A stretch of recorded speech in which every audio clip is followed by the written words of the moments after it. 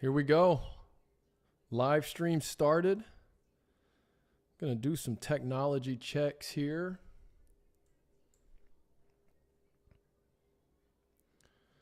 Let's see.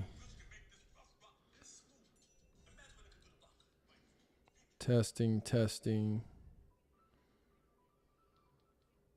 Making sure we have sound. See if anybody's gonna join us today. First live stream. Okay. Get this up on Twitter. If anybody's coming in, let me know where you're watching from. Anybody coming in the chat, let me know where you're watching from. Let's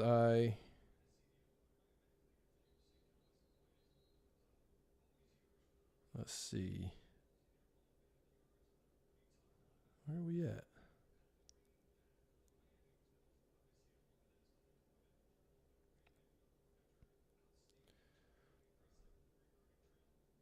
Lavon, Texas. What up, Michael? What up, Mark? YouTube.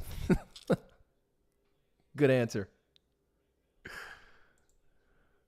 Orlando. What's up, Orlando? Ramirez. Welcome. Sorry, I'm working on getting this up on Twitter before I start talking about this game.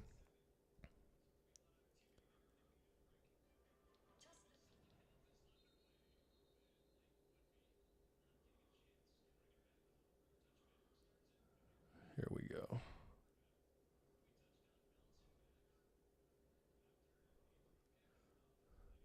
Got Lavon, YouTube. What up, broski? Oh, what up, Mr. Rod? There he is.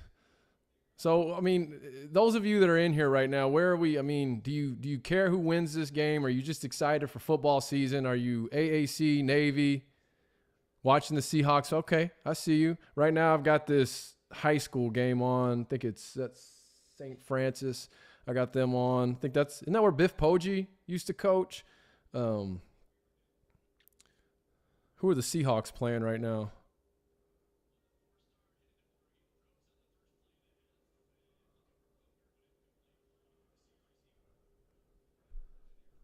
Let's see.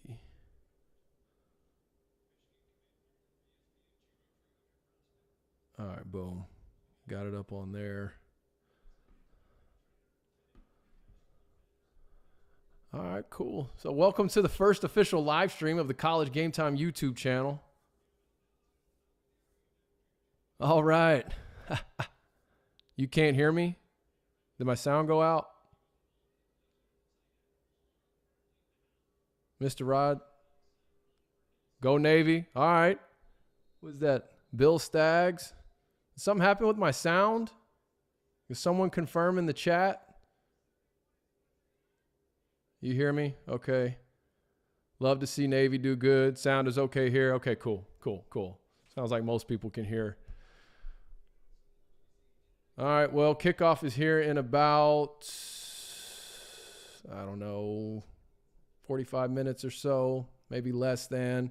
Couple housekeeping things before I kind of get into the game. You see some of the overlays. I'll try to keep the score update. For those of you that may not be actually watching the game, you're just listening on YouTube or watching something else, I'll try to keep the score updates as a pinned comment throughout the game. You see down here, I put a super chat goal. Listen, this is free. Okay, this isn't going to cost any money, but while we're watching, if you feel compelled to support a small business, which is College GameTime LLC. We are a YouTube channel. We do have the podcast, but we also are we have a business infrastructure underneath the content that we do. That is College GameTime LLC. It is a certified business in the state of Texas. If you want to help support that small business on this stream today, I've put a goal there. If we hit that goal, a percentage of that, I'm also going to donate to the Navy SEAL Foundation in honor of Navy being the featured American Athletic Conference team playing today. I'm not going to sit here and just beat that horse to death throughout this stream. Don't worry. I might plug it once a quarter, something like that. But you see, that's why that's there on the screen. Again, I told you earlier this week, those of you that listen to the weekly show or the podcast, I didn't know if it's going to be 2 people showing up, 200, 2,000. I don't care. We're here to have some fun, watch some football, kick off the college football season. Can't think of a better matchup, or maybe not better matchup, but what a game of Navy and Notre Dame playing in Ireland. So obviously keep the chat going. If you have any questions, even if it's not necessarily pertaining to this game, especially while we're sort of in this pregame mode, I'm going to let it sit for a little bit longer before I talk specifically about this matchup. And just to tell you a little bit about the Navy SEAL Foundation, it was established in year 2000. It's a 501c3 nonprofit. They have a comprehensive set of 30 essential programs for former SEALs, veterans, and their families. They try to help transition to successful careers in the civilian sector, and they help families every step of the way. So that's who that's going to go to. And obviously, with each week, depending on which game we're doing the stream watch party for, I'll find some type of charity or 501 nonprofit organization somehow affiliated with that particular program. And my goal is that we get one for every American Athletic Conference team throughout the course of the season. Let's see. Getting some text as we go. Can't wait to get OSU. I hope so, Mr. Rob, man. I really do. Got North Texas fan here rooting for Navy. Okay. Thank you, Tony, for chiming in. Get that first win for the AAC. Yeah, and you know what? I've got 3 things that I think would be their key to victory. They are a 20.5-point underdog. I'm going to talk about those here in just a second. And then Michael Moore, you're okay. We got a Longhorn fan there, it looks like. But yeah, OSU, Washington State. Look, we'll see, right? We talked about it yesterday. Mike Oresco, he's got not just a Zoom meeting, it looks like, set up, because apparently he is in Ireland right now for this game, but he'll also be having an in-person meeting with both of those schools as well. I made the case yesterday. Steve A, go Beavs. Yes, come on to the American. I'm hoping. That's what we're hoping for over here. I made the points yesterday. What is the best sales pitch that Oresco can make? One, money. That's what it's all going to come down to, right? Is who's going to bring the most money to the table? Can the American renegotiate their clause with ESPN up to get enough money in to not just cover the travel costs, but then to make sure they're compensated on top of that? I think if you take what you could get from ESPN, combine it with what you're going to be getting in exit fee money, or really what you've already gotten in exit fee money, you could make that financial compensation package pretty enticing. I think that the second thing, like I mentioned yesterday, talking about the big city schools, the AAU institutions, don't know that that's a top priority for Oregon State and Washington State, but being in a conference like the Pac-12 that had an influx of institutions that were AAU certified, the American Conference does have that as well. A lot of exposure with that ESPN contract. Listen, it's not what you've been getting with the Pac-12, but mainly what I'm saying is if it comes down to Mountain West or American. And then that third piece I think Oresco could really sell is future westward expansion. If you get those 2 teams in, that's going to give you the leverage you need to go get other teams out there on that West Coast, whether that be, several Mountain West teams like we've talked about. That you could get in, whether that be a Boise, an Air Force, a San Diego State, assuming San Diego State doesn't end up in the Big 12. I don't know. I'm just saying, I think you could really sell future westward expansion to these 2 programs. But look, we'll see. We will see. Let me get back to the chat here. Yeah, we're live. We're live, Connor. First live stream of the College GameTime channel. Iowa fan rooting for Navy. Welcome, Mark. Welcome. Daniel, UAB fan here. Okay. All right. Trent Dilfer getting ready to make his debut on Thursday, right? Yeah, they've got the Thursday matchup this week, one of them at least. Beavers Navy game. I'm ready for that game. Come on. Woo Pig Suey. Go Navy. All right, I see you. Go Hogs. Let's see what KJ Jefferson can make happen this year. Whoop, whoop. Mr. Rod, will be such fun to visit. Yeah, I agree. Visiting Oregon State and Washington State for games up there in the Northwest, that sure would be That would be fun.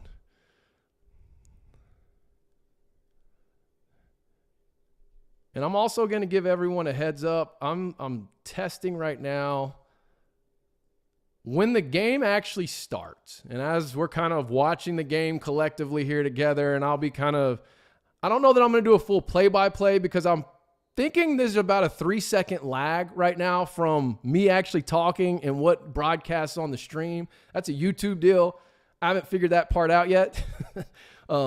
But from what I've been able to do, that's the tightest I could get that lag time down. So if you're watching the game in real time while joining the stream, maybe pause it for 3 seconds at kickoff and then press play. But all right, well, I know we'll probably have some more people coming in, and I'll get back to the chat in just a second. Those of you that just came in, if you want to support, like I said earlier, I won't say it again until the start of the game, but if you want to support a local business, small business, certified in Texas, hit that super chat. If not, no worries. But let's preview this game. So Navy Notre Dame, as I just said, Notre Dame is the 20.5-point favorite. I think with Marcus Freeman adding Sam Hartman in the offseason, it's really heightened his expectations coming into year two.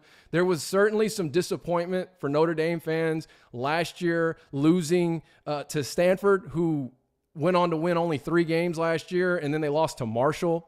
And they had a couple of other probably closer than what those fans were expecting it to be games, including Navy a season ago. Obviously, Sam Hartman coming from Wake Forest. They went on a tremendous run a couple seasons ago. He's had back-to-back seasons where he's thrown nearly 40 touchdowns. I think he had 39 2 years ago, 38 last year. And, yeah, I mean, I think that this opening game for Marcus Freeman and Notre Dame, it's bigger than what you might think. I think typically a Notre Dame fan might look at the schedule and think, okay, we're going to win that one. Who else do we got? They're looking at Ohio State, Clemson, USC, which are all teams that Notre Dame plays this year. But this is a must-win game. Not a must-win, but this is a more important game than you might think, I believe, for Marcus Freeman as it pertains to him and his fan base.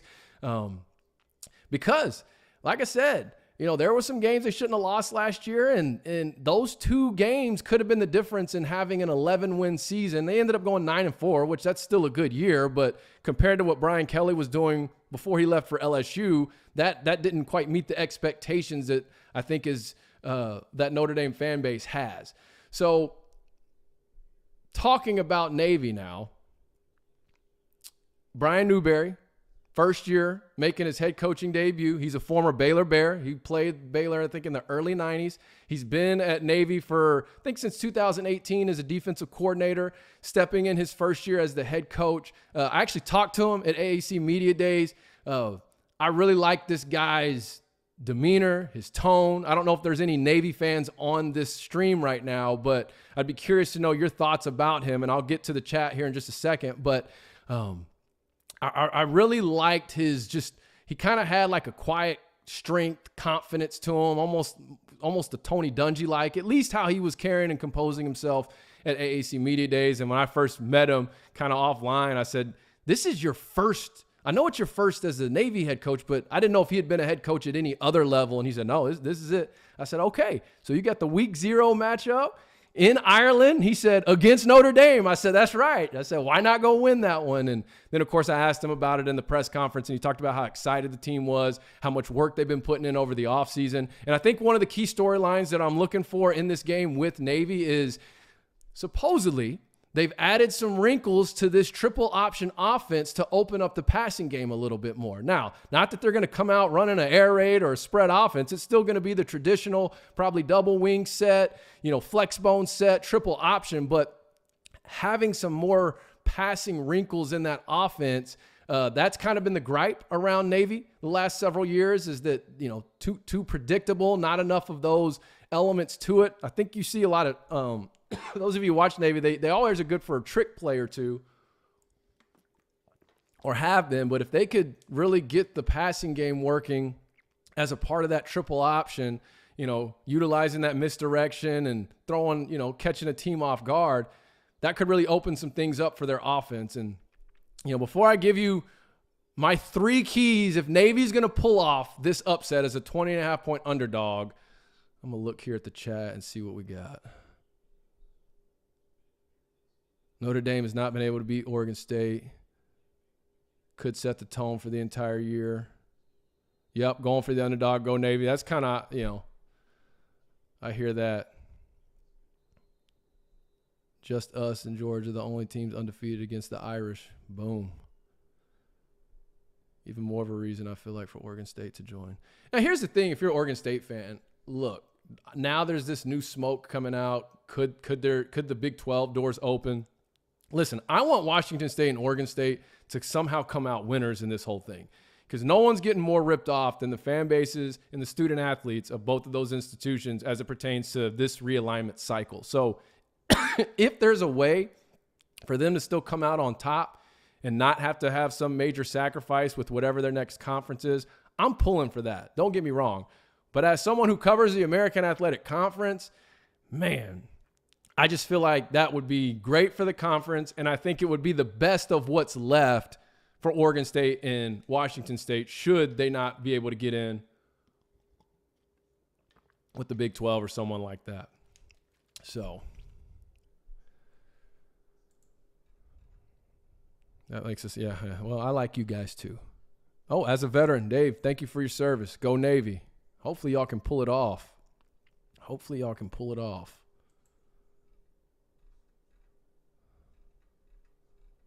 All right.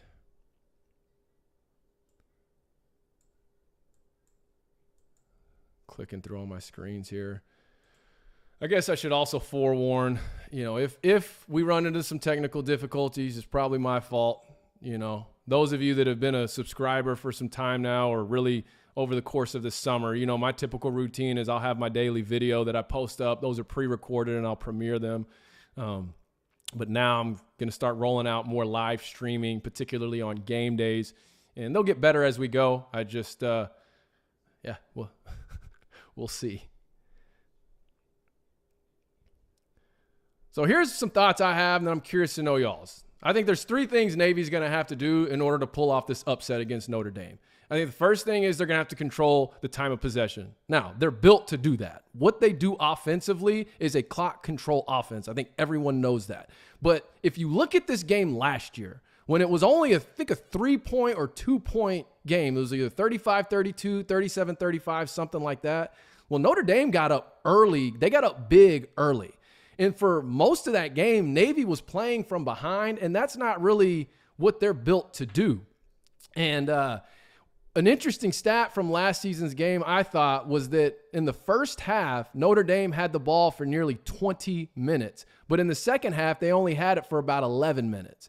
And in the second half, the Navy defense shut out the Notre Dame offense. They did not score a point in the second half. So they scored everything in the first half. I think they put up 35 first half points and then ended up winning 35-32 or something like that.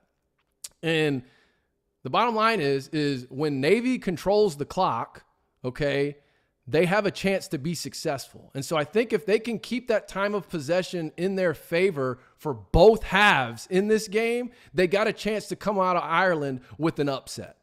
So I'm curious to know your thoughts on that. I'm going to go through a couple more and then I'll get back to the chat. Right now I've got my notes up so I can't see what's happening in the chat, but I'll get back to it here in just a second. Part 2, stay on schedule, right? Goes right with what I just said.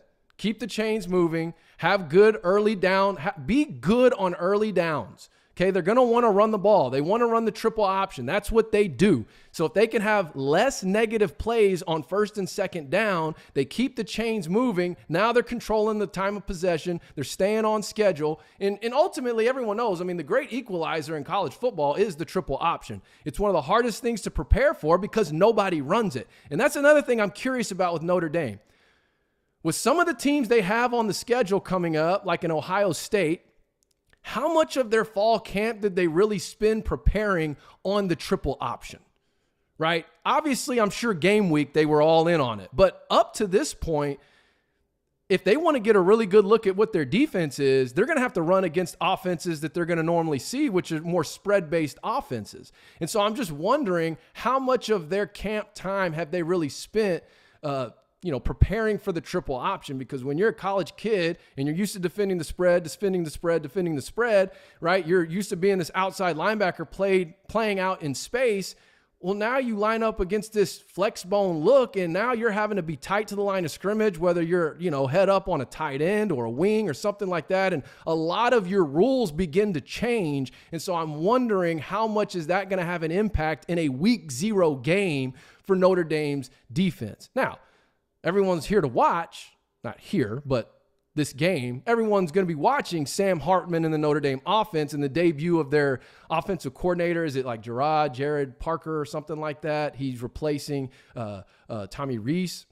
So this will be his first year. He was a tight ends coach last year at Notre Dame. So curious, are there going to be some kinks that they have to work out there as well? I mean, there just might be some of those early season type anomalies that could come up on Notre Dame's end that could play in Navy's favor. Navy also has nothing to lose here, and that kind of plays into my third point. But I think if Navy can establish long, sustained drives early, they're going to give themselves a chance to win this game, especially as a 20.5-point underdog.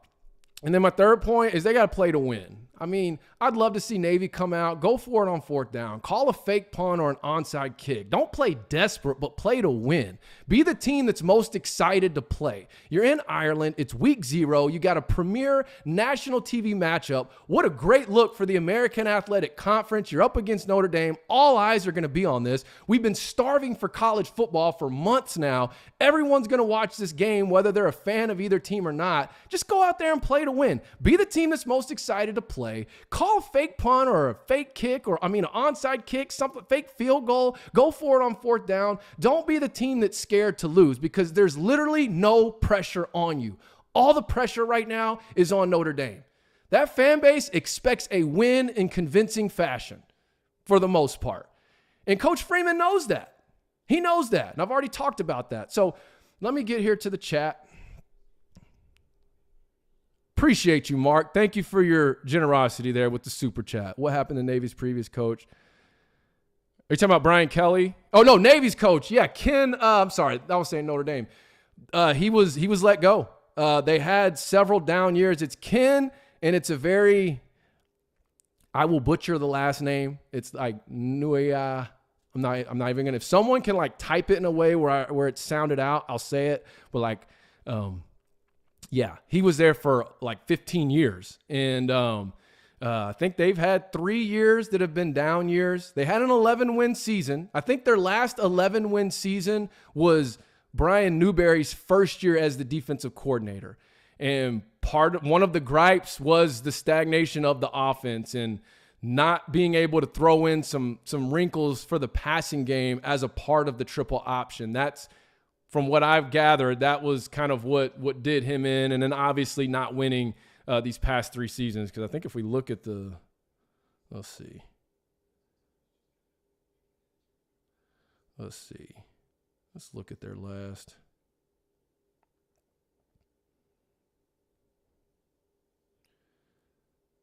Yeah, 3-7, 4-8, 4-8. That's ultimately what cost him his job.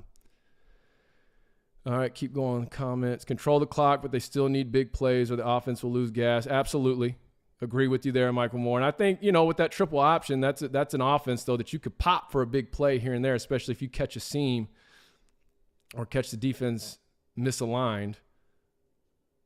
As an OSU alum, looking at you, Dave Holland, as an OSU alum, I hope the Pac and the American merge. Then Boise, Air Force, San Diego State, Fresno, UNLV. Yeah, and Army. I would love that. Yeah, I love where you're thinking there. If that's a legitimate possibility, and I think it is. I don't know what the odds are of it. I hate putting odds on realignment season because, as I've said, if you watch my channel, the hardest part of realignment season is the fluidity of it. Things literally will change overnight. 2 days ago, it was a sure shot that Cal, Stanford, and SMU were headed to the ACC. Here we are 2 days later, and it's not so sure now. Things just continuously change overnight. But man, I would love this. What Dave has here in the comments in the chat about a Pac American merger or reverse merger. our little buzzword. And then add Boise, Air Force, San Diego State, Fresno, UNLV, and Army. And that'd be a cool conference having Army, Air Force, and Navy in the same conference. They would have to figure out that Army-Navy matchup because that's typically played after championship weekend. But I think that's something you could definitely do, and that right there is a lot of revenue now coming into the conference. So I like where you're thinking. Did I miss any up here? Definitely will be better for the conference. Hopefully something comes out sooner than later. Yep. Cameron Turner, I see you. Thank you for your thoughts. All right, Raj B. If Navy pulls this upset, Pac teams join the AAC, book it. All right, I'm booking it. I'm with you. So right now we need a Navy win more than ever. Not just for Navy's sake, but for the conference's expansion's sake. Can't believe it's almost here. I'm with you, Connor. He was picked up as an assistant at UC. Oh, okay. Are you talking about, Connor, you're referencing Navy's former coach, right? Director of Leadership. Okay. So he's with Chip Kelly. Okay. Interesting. I wonder if they have any history together along their coaching journeys. So, he ended up in a good spot. All right, guys, and any gals that might be watching, we're about, I'd say 19 minutes from kickoff. Any other game predictions we want to put in here? We want to put any game predictions as I try to toggle between screens.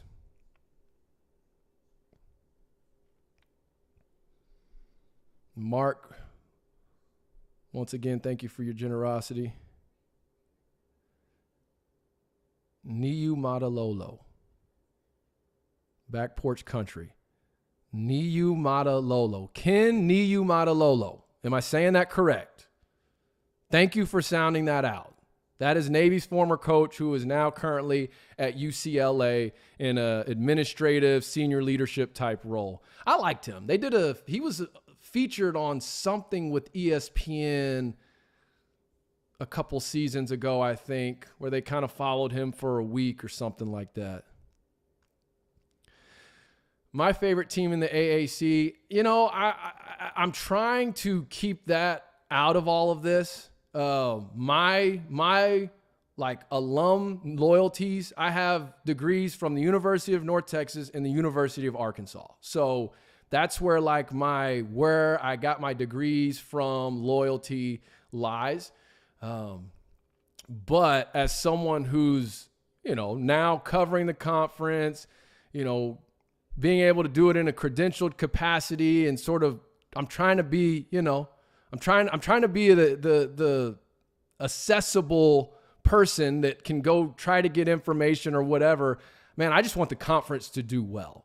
I've always loved watching Memphis, especially on the basketball side of things. I really think that the teams that are coming into the conference, though they're being looked down upon by some of the outer world, not understanding how this works, people can't get off the fact that, well, UCF, Houston, and Cincy left, so it's like the American Conference isn't what it used to be. Okay, that's fair, but what everyone has to understand, and I've harped on this on my own podcast, is that look at what those teams were, mainly UCF and Houston, when they joined the American. And then by joining the American and getting those additional resources, that additional exposure, the additional revenue, they were able to become these programs that were desired by the Big 12. In fact, UCF and Houston both coming from the Conference USA. And Houston initially, they had to adjust. I mean, Houston before, they were 5-7, 2 of the 3 years prior to joining the American. And in, I think, their second or third year, whenever Tom Herman came to town, they go 13-1 and upset Florida State in the Peach Bowl. And so I think we could see some of those type of results with some of these incoming teams like UTSA, like Florida Atlantic, like UAB, like North Texas. And I love Biff Poggi at Charlotte as well. And I think that roster, the team that went 3-9 last year, that's a totally different roster now. And Poggi has done his job from a marketing standpoint. There's going to be a lot of eyes on that Charlotte team. And I didn't mean to leave Rice out. Okay, they're the other team coming in. We'll see how those resources help them as well. Though they've struggled. Really, they were last good when one of my good friends who I've actually had on this channel, Malcolm Hill, he's actually a coach here in the great state of Texas. I think he's the offensive coordinator now at Prosper High School, 6A school in the state. He played at Rice back when they had a nice little era of winning games, competing for conference championships, and going to bowl games. So can they bring that back? Maybe they can. Rice actually also has a lot higher viewership, fan viewership than you might think. I don't have the numbers sitting in front of me right now, but I do think that'll end up being a good addition. Let's see, what do we got? As an outsider, ECU looks like the most fun to travel. Yeah, ECU, man. And the thing about ECU, like they have been, it's like they've been knocking at the door like the last couple seasons, and they lost a lot. So I don't know. I know you were talking about travel destination, Connor, and I'm about to take this to on-field performance, but I think it's going to kind of be an X factor of what their quarterback is able to do. Mason Garcia, he's a big-bodied quarterback. He can make plays with his legs. And can they get some of their defensive holes fixed on the back end, particularly? Their pass defense, needs a lot of work. EA, I also went to UNT. I'm not going to watch. We can lack a fan base at times, even if we do great, for example, like basketball, we don't support enough. Well, okay, that's a fair point talking about UNT, but here's a thought. I think since 2018, UNT has had 3 linear games on ESPN like channels. One I think 2 were on SEC Network and one was on like ESPNU or something. That hurts getting that support. I think if Coach Morris can utilize the new resources, take this new wave of exposure and really build an exciting brand of football, can he start to tap into the 325,000 active alum that are just in the DFW area? Especially when there's a lot more exposure, they're more accessible to see on regular TV. So that's just a thought I have in regards to UNT. But you're right. I mean, there's a ton of UNT alums, and a lot of them cheer for other teams. But the same could be said about SMU. B. Holmes, what's up, baby? What'd he say? Charlotte is going to be better than expected. Poggi is a big part of turning that Michigan culture around. Proven winner everywhere he's been. Yeah, I got his high school team, I think, is playing right now on ESPN. I got going on here. They're in a tie game, 14-14. And that's spoken right there, guys. B. Holmes, that is a Michigan man. And Poggi being at Michigan the last 2 years. Rice baseball history is great. Sorry, I know it's football season, but hey, listen, if you're an Oregon State fan, I have no issue with you talking about baseball. None whatsoever. And that's another thing I wonder how Oresco is going to address in his pitch to Oregon State and Washington State, because there's a stronger representation for baseball in the American Athletic Conference now than in the Mountain West. I think the American has like over double-digit baseball programs now, whereas I think the Mountain West has 7. And then if you want to talk a sport like men's soccer, I don't even think the Mountain West plays men's soccer, and the American does. So I'm curious how those – and somebody brought that up actually in the comments on – a video I did earlier this week. It may have been yesterday, actually. Did I miss any here? Okay. Niu Matalolo. I just need to remember that in case it comes up again. UTSA baseball is good. Did not know that. Good to know. Hopefully it'll get better being in the new conference, and they'll have more exposure, hopefully. Good. And women's soccer. Didn't know that either. Good deal. Yeah, I think UTSA football, man. I feel like they most resemble the 2013 UCF team that came into the American Athletic Conference their first year after having some good seasons in the Conference USA. They transitioned to the American, and in year 1, ran the table, went to the Fiesta Bowl, beat Baylor, and obviously that was with Blake Bortles. They had a seasoned quarterback. UTSA, having Frank Harris, Jeff Traylor's been there a few years, has had a lot of success already, so we'll see how they do. Appreciate that. GAEA, big fan. Think what you're doing is awesome. Keep up the great work. Yep, history mimics itself. We're going to see. We're going to learn this year. I like this Memphis team, guys. If I could just speak from an objective standpoint, I like this Memphis team. You know, I think the big question mark is Silverfield gonna, like, is this the year he's gonna get it done? I think they've got a seasoned quarterback surrounded by weapons, solid defense. The schedule helps them out, you know, as far as some of the key games they've got at home. And I really am looking forward to this Memphis-Boise State matchup. You know, that game, I think it's week 4 or week 5, somewhere in there. That's a game early in the season that could have an impact on who gets that New Year's 6 bid later on down the line. Could UTSA now become the new Boise? Stronger conference, more eyes, more revenue, prime recruiting territory? Why not? I mean, why not? Right out there in East Texas. And if you're going to get all the studs of East Texas, you've got the guy coaching to get it done. I mean, those of you that don't know, Jeff Traylor is awesome, or he's a legend. Sorry, I got distracted by another comment. But he's a legend out in East Texas as a high school coach. And YouTube TV won't let you watch what, Michael Moore? What are you saying it won't let you watch? Yeah. How are we feeling about this UTSA Houston game next weekend? I'm considering that being our game of the week for the live stream, actually. It won't let you watch this game on NBC? Notre Dame? Let me see. I mean, it hadn't started yet. I think they still got soccer on right now. What do we got, 9 minutes? That's interesting. Because I've got it on YouTube TV right now. Well, like I said, I'll be giving updates. I don't know that this is going to be just a true play-by-play because there is a lag. And I want to make sure I'm hitting the comments as much as possible, or the chat, I should say. But we'll keep you up to date on the score if you hang with us. UTSA getting that revenge. Yeah, that was a big one. That was triple overtime last year. Now they're going into Houston territory. And you got to think there's a lot of pressure on Houston with this being their debut as a Big 12 team, right? Like, the last thing you want to do as a quote unquote Power 5 team is in your first game lose to a team that basically just replaced you. Oh, they won't. Oh, okay. Well, if you hang with us, I'll keep you updated. And okay, that's good to know. Is that Toby? Can't watch it either. YouTube TV, you're in Europe. That's awesome. Watching from Europe, it's pretty sweet. Good deal. Gotta love the internet. I'm salty UTSA spent 1 year in Southland and was able to build a solid program. Hope my Bearcats can do the same as a first-year D1 program. So are you a Sam Houston State guy, Randy?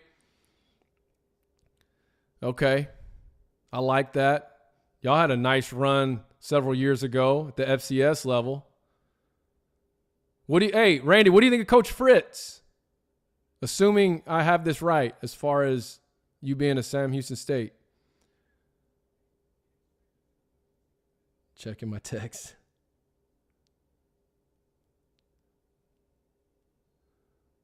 Let's see. Okay, good deal. Sam Houston State. Randy, let me know if you get a minute. Let me know your thoughts on Coach Fritz, because I remember pretty vividly he played a few games. He took them to Frisco, Texas. And I was actually working in Frisco during those years when he took the Bearcats, or maybe it was just one season. I can't remember if it was 1 or 2. But now, obviously, him doing what he's doing at Tulane, very unique. I really loved his offense at Sam Houston State. It was kind of like, it was almost like what Navy does, but out of the pistol. I don't know. I thought it was good. UTSA went to Houston on their inauguration of their stadium and left with the 20. Come on. Who is that? It's Rab. Sorry, I had to get closer to my computer to see. All right. Well, looks like we're 6 minutes from kickoff. Now, surely NBC is not going to keep this soccer game on in place of Notre Dame Navy, are they? if this game were to go over. Because I don't know if any of y'all watched College Game Time or College Game Day. I'm College Game Time. Watched College Game Day this morning, but it was supposed to be on ESPN, but they had the F1 racing going. So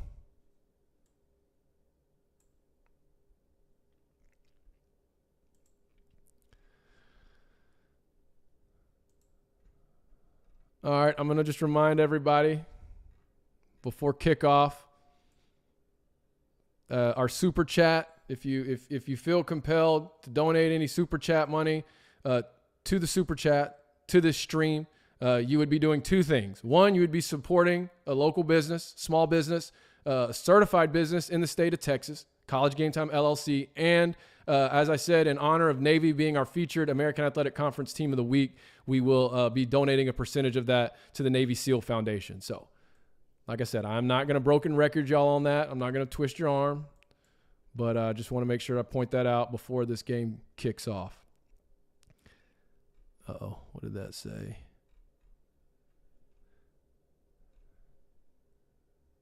History mimics itself. Okay, I see you. UTSA returns on the U of H inauguration day, going into the Big 12. Boom. Yeah, that would be something, wouldn't it? So was the original one then when Coker was there? Would that have been when Coker was the coach? And something's blocking my chat here. Okay, good deal. All right, well, about 3.5 minutes till kickoff. Anybody want to put any game predictions in the chat? Notre Dame, Navy, score predictions? Will Navy cover? 20.5-point underdogs. Is Navy going to cover?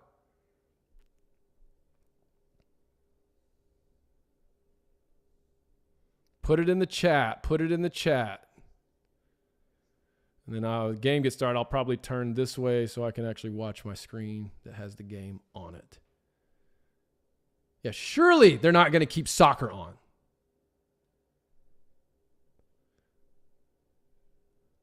On week 0. Oh, YouTube just updated, said next in 7 minutes. Okay, well, maybe they're just going to let soccer finish and then... Where's that high school game I had? Was anybody watching St. Francis? There's a high school game on ESPN. Biff Poggi's old stomping grounds. Against Chaminade, Madonna. It looks like they just went down. Fourth quarter, down 2014. All right, let's go back to NBC.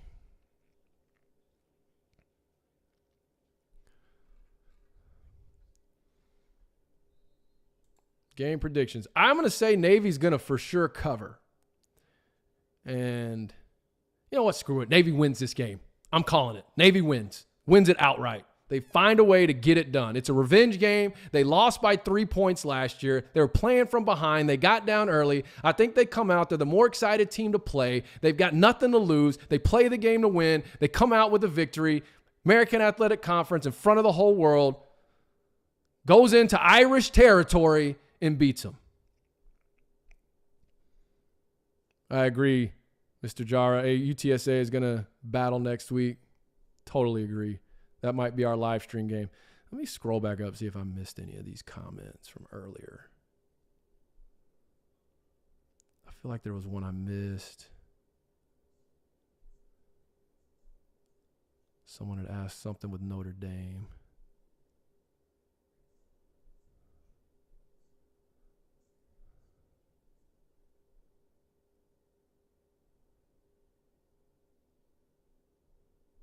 I can't find it. Cool ATL guy. Funny how Notre Dame has a French name.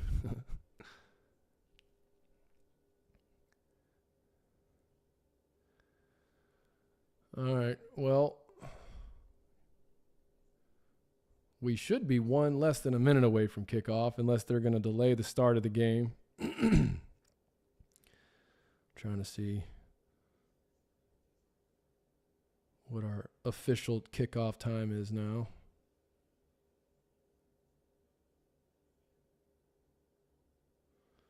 That still says 1:30.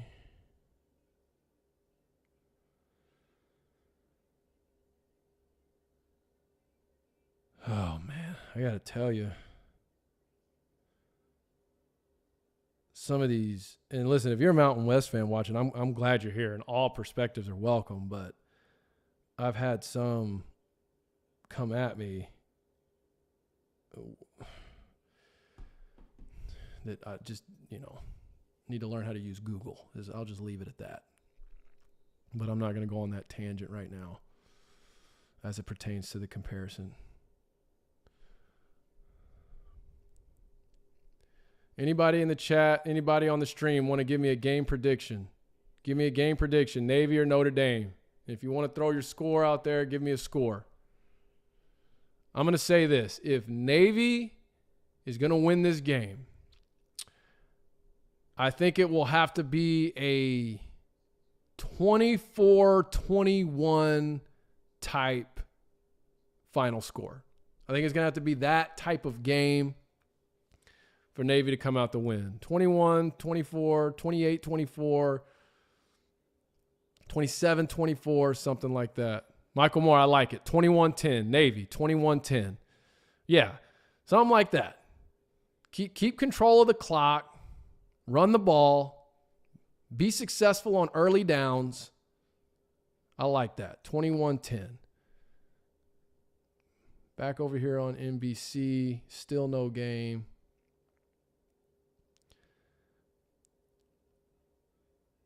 Can anybody confirm if they're delaying the kickoff for this soccer game or if the game is kicking off and they're putting it somewhere else?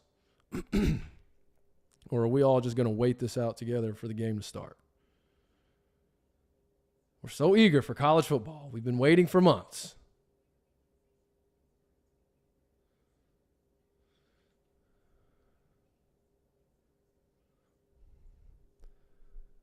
So Michael put his score prediction. Anybody else in the chat, put a score prediction. Who do you got winning and what score?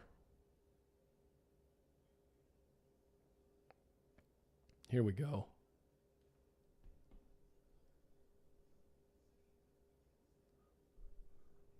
DJ Brobot, I doubt it'll be that close when people underestimate Army or Navy. These teams usually blitz them. Kind of reminds me, I think it was a 31-14 Notre Dame. Okay, fair prediction. Josh Harrington, thank you.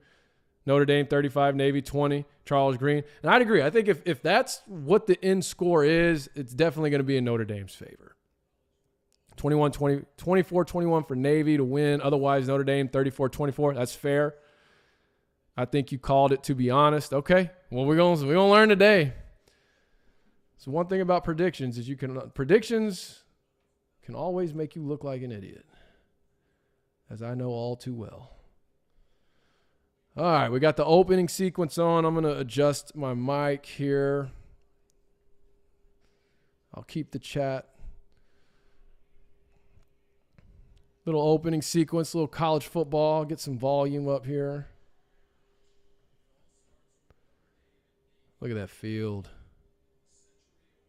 Century-old rivalry, baby. Navy, Notre Dame. Let's go. Let's go. Week 0, college football. It's back. Best time of the year. Is it on high school game on ESPN? No, the high school game is on ESPN, but this is on NBC. Notre Dame Navy. They've got the opening sequence playing right now. The game is kicking off on Spectrum. I don't have Spectrum. Well, like I said earlier, I might, just from the lag from the live stream, where I'm at in the game might be a little behind, simply from the lag of the stream. So if you want to stay along, press pause on your TV for about 3 or 4 seconds at kickoff and then play. Okay, yeah. Okay, Cameron, I'm saying that's what I got. With the Irish marching on the field, the Irish band, it looks like marching off the field, I should say. If Navy wins, it will have to be low-scoring affair. Navy wins 17-14. I agree, Dave Holland. That's a fair assessment. Control the clock. Keep the score low. Oh, we got Jason Garrett on the call. Former Cowboy head coach. Former third-string quarterback. Princeton guy? I didn't know that. All right. Jason Garrett calling Sunday night football games last year. He's not bad, in my opinion. So we got a good guy calling it. NBC, primetime slot, national TV, Notre Dame.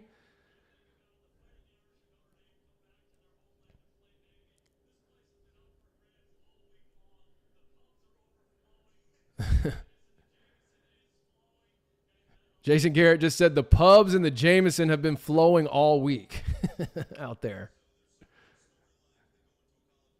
Yeah. What storylines are they going to talk about? I'm going to guess they're going to talk about realignment. Maybe not, though. Who else we got? All right, the Golden Dome's getting ready to take the field. It's a beautiful feeling right now. We're that much closer to the official kickoff. Marcus Freeman. Marcus Freeman is jacked. Like, is there any other coach? Okay, if like we had a bar fight amongst college football coaches, who's taking Marcus Freeman? Like, who's taking him out? I want to know.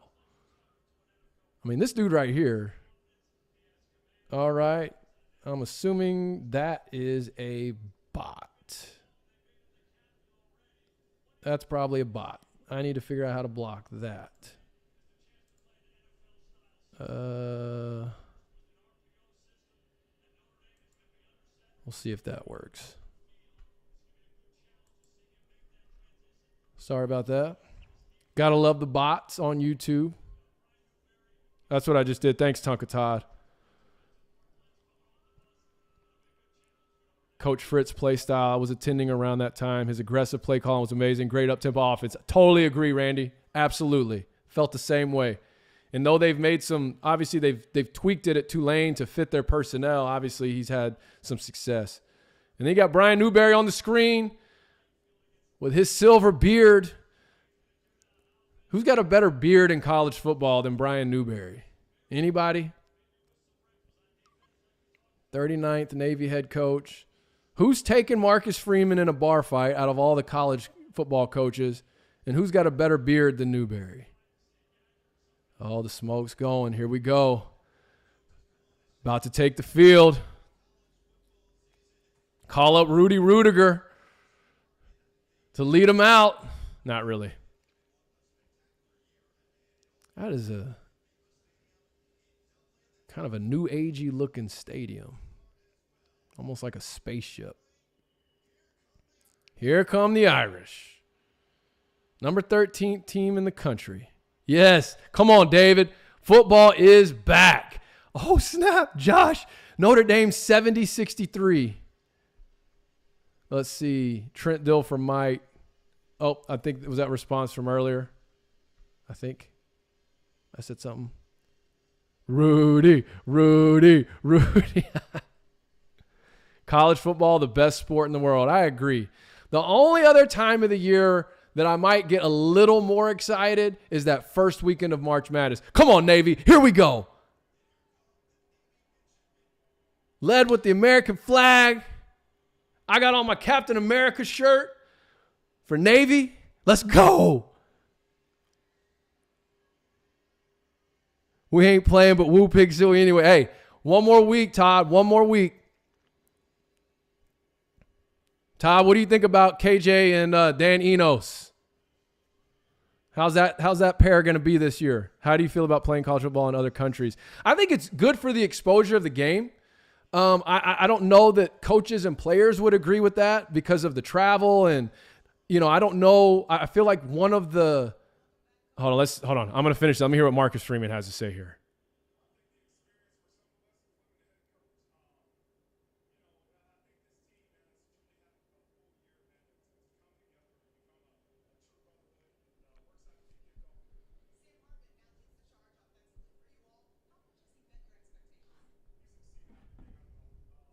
Okay. He seems calm.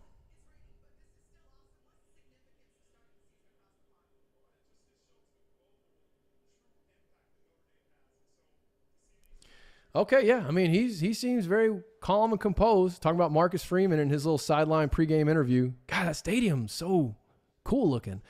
All right, here comes a coin toss. Let me get back to this question. I think it's good for the international just exposure of the game and promoting it in other countries, engaging with other countries so that more people can, enjoy what we enjoy every year during college football season. But I do think that the coaches and players, I think it's probably a fun, good experience for a college kid, actually. Coaches may not be crazy about it just because of the travel and all that. And what I was saying before I interrupted myself was that I feel like I've heard from more on the NFL side, but there's complaints about field conditions anytime there's a overseas game. So as long as all that stuff is shored up, I'm all for it personally. So midshipmen, here we go. The offensive line holds up. Arkansas will win 8 to 9 games. I agree with that, and will be much improved on the defense. Coach Pittman has a great group of assistant coaches. Absolutely. It's funny. I've been comparing. Coach Biff Poggi at Charlotte reminds me a lot of Pittman, where he's going to win the locker room over. He's going to recruit his tail off. He's going to get those kids to run through a wall for him, but he's got to have the right staff in place as well to support him. Just my 2 cents on that. And then Dave, yep, how do I feel? Yep, there we go. Cool. All right, 58 degrees, rainy, cloudy. It's already football weather over there. They've already got football weather. Week 0.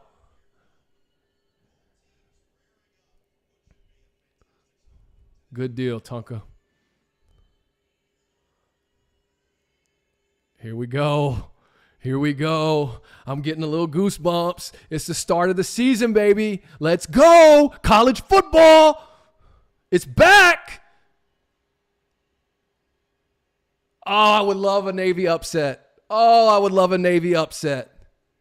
This is where I go into ultimate homer mode. I'm in American Athletic Conference homer mode right now. Let's go, Navy. Let's shut them down first half.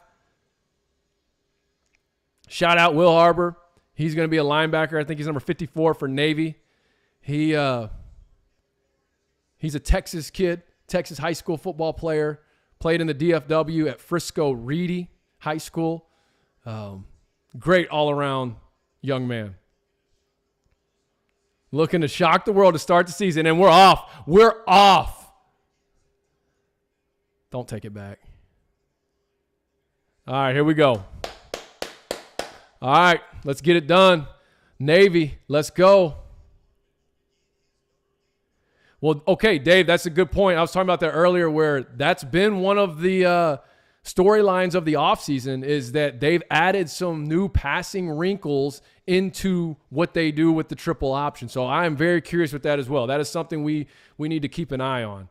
All right, the Sam Hartman era at Notre Dame begins right now. He's coming out under center in a single back. A motion. Looks like a 3-by-1 set. Heavy. Up the middle. Ooh. Oh, he's still going. First down. Looked like they had an opportunity, man. If Notre Dame can do that all day, it is going to be a long afternoon. That's what I expect to see Navy doing, not Notre Dame. Coming out under center in a heavy set. Dive right up the middle. I'm sure that was by design. Said, hey, we're going to come out here in this first drive and try to beat you at your own game. Nothing's more devastating to a team.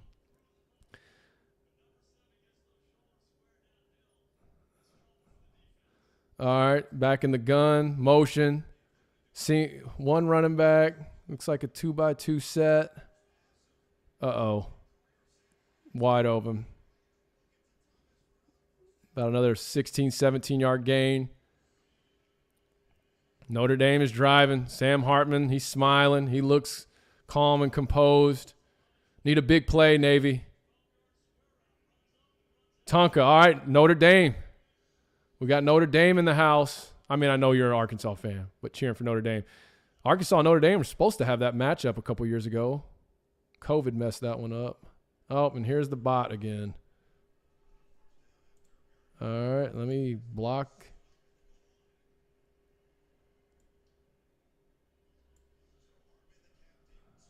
All right. Sorry about that. It sure is, David. It's very overcast.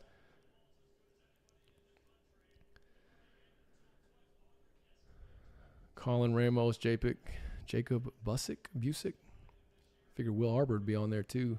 All right, 2nd and 10. 11 personnel, 3x1. Little bubble screen. Oh! I like seeing that. I like seeing 3 white jerseys surrounding that receiver. He must have heard the footsteps because he dropped the pass. 3rd and long. Here's a chance, Navy. Get off the field. Yeah, that's right. Let's go, Navy. I like Notre Dame, but I got to pull for the AAC. Come on, David. I like it. All right, 3rd and long. What you got? This is one of those moments for that first-year offensive coordinator. What rabbit are you pulling out of the hat here? 2x2 set out of the gun. Motion. Oh, it's a run up the middle on 3rd and 10, and he got it. Oh, no. Inside give, 3rd and 10, runs right through him.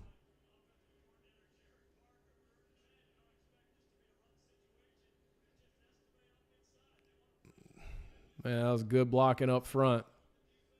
As my granddad would say, who I think is still watching this stream, football games are won and lost up front.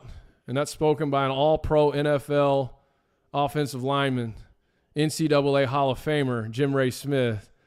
I'm sure he loved that blocking up front just now. Here they go again. 5-yard gain. I mean, if you're going to run 5-10 yards every play, I'm running the ball till they show they could stop it. Especially with these conditions. Love your content, my brother, you're putting on. Hey, I appreciate that, Antonio. I forgot Navy was an AAC. I'm flipping then. Got to support the AAC. Come on. Thank you, Tonka. I like it.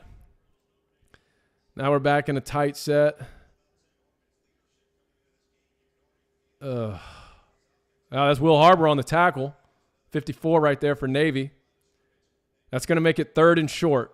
3rd and short. Definitely going to be a run here, I would think, based off what we've seen so far on this drive. 3rd and 1. They're starting to get in. They're well in Navy territory. About 15 yards outside the red zone. Motion. They're in the gun. Inside give.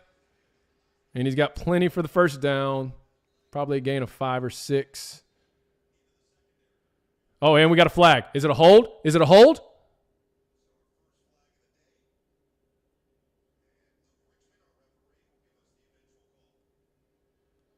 Let's go. Holding on Notre Dame. You got to be the more disciplined team, week 0. Got to be the more disciplined team. That is a big penalty. I agree. Me too, Todd. Picks up Washington State, Oregon State. Gets that auto autonomy 5 status. Okay, that's a big penalty. Yeah, we didn't even really talk about that pregame, but penalties in week 0, those can be the X factor. It's the first game. Kids are nervous. They're antsy. They're jittery. Who's going to be the more disciplined, sound team? Now we got 3rd and 12. We just went from a first down, getting deeper into Navy territory to where now you're back closer to the 50-yard line, 3rd and 12. Got him in the flats. There's another flag, though. But, that was a good play. That was a little dump off to the right to the running back who got inside the red zone, but there was a flag immediately. So is that offsides, neutral zone? Ugh. That's decline. All right, it's going to be 1st and 10 inside the red zone, in the red zone for Notre Dame. That was a good play. A little dump off. Ran across the formation. Wide open. Good downfield blocking by the receivers. I mean, that was well executed. This has been a good drive for Notre Dame. Inside give. Good for about 5 yards. It's going to make it 2nd and 5 at the 15-yard line. Any chance Navy holds to a field goal here? Probably going to require another Notre Dame penalty. This is what Navy cannot do. So if they give up a touchdown here, they've got to respond offensively. They cannot get down big like they did last year. But so far, this Notre Dame offense is cooking. Other than the self-inflicted wound of that holding penalty, they have looked elite.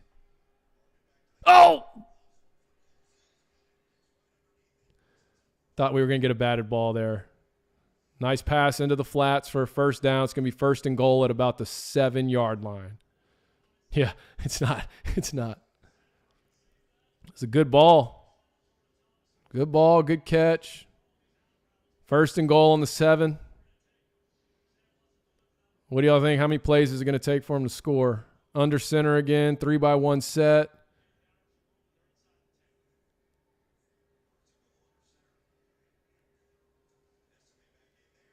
Oh, he's in there. Did he score? Nope, inside the 1. Inside give. 2nd goal on the 1-yard line. Inside the 1-yard line. I'm either running that exact same play or I'm just QB sneaking it. This is a touchdown. Barring a miracle turnover, this game's about to be 6-0, I think. 2 plays, yep. Ah, come on.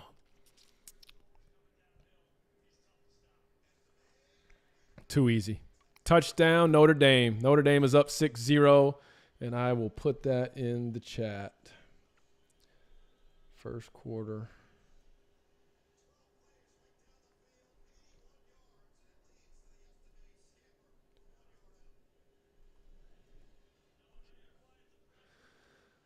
All right, we got to respond, though.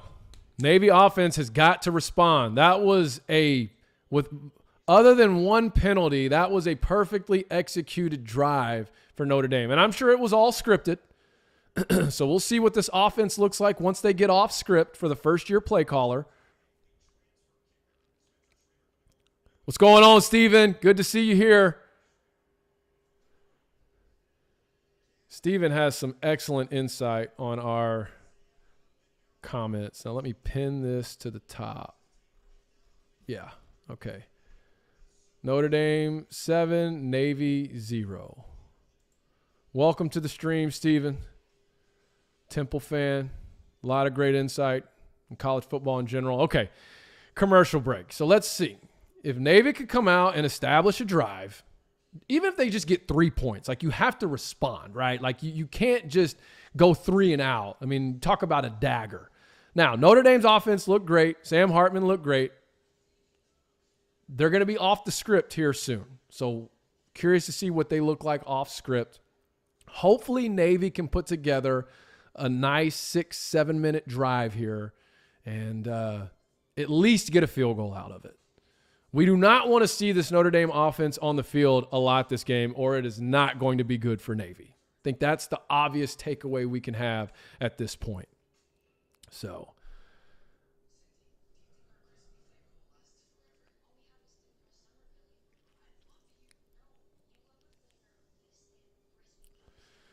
let me know in the chat how we're feeling. What do we think? Is Navy going to respond? Is this about to get ugly?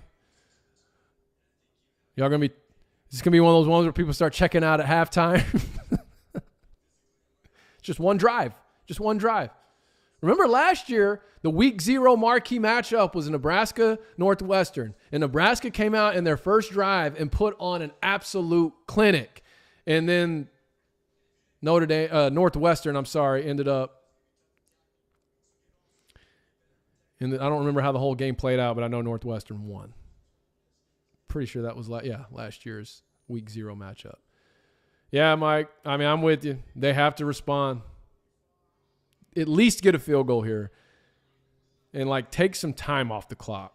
Absolutely. Navy will not quit. Agree 100%. Last year was proof of that. They went into halftime last year down, I think, 35-14 or 35-13, and then came out in the second half, did not allow another point, shut them out, and almost made the comeback win. I think it was a 35-32 game, something like that.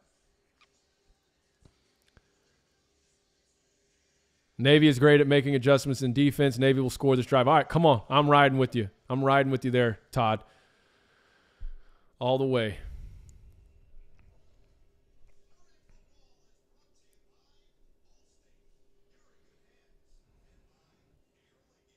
All right, showing some blowouts of Notre Dame Navy, huh? What are they trying to say? They're trying to say we're about to see a similar result here. All right. Great drive starts with a great return, unless it's a touchback. Sam Hartman, 3 of 4, 48 yards. All right. Let's go, O. Might see some play action. Yeah.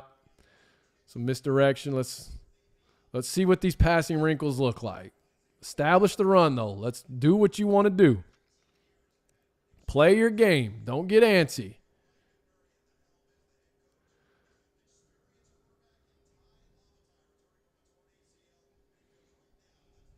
Ty Lava Ty.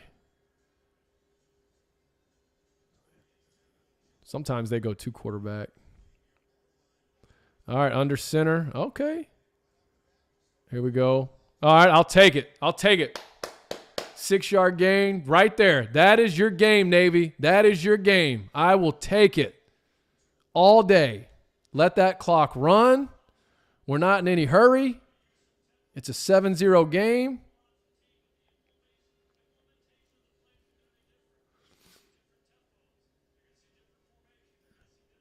Yeah, that's fair. Those highlights they were just showing. I agree with that.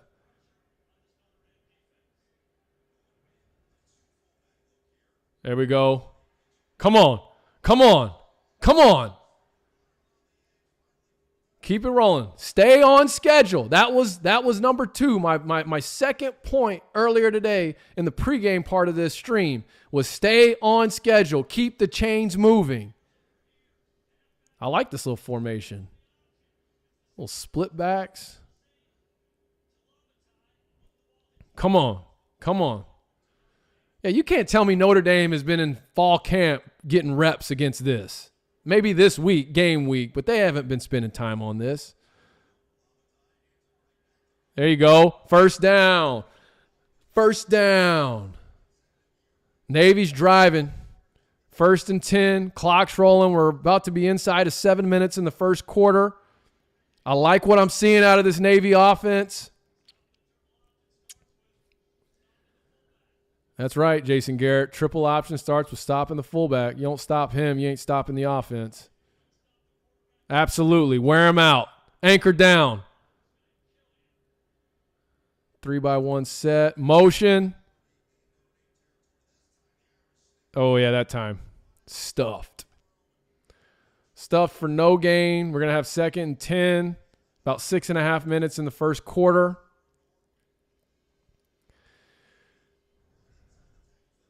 Brian Newberry on the sidelines. He looks calm, collected. There's Al Golden, defensive coordinator at Notre Dame.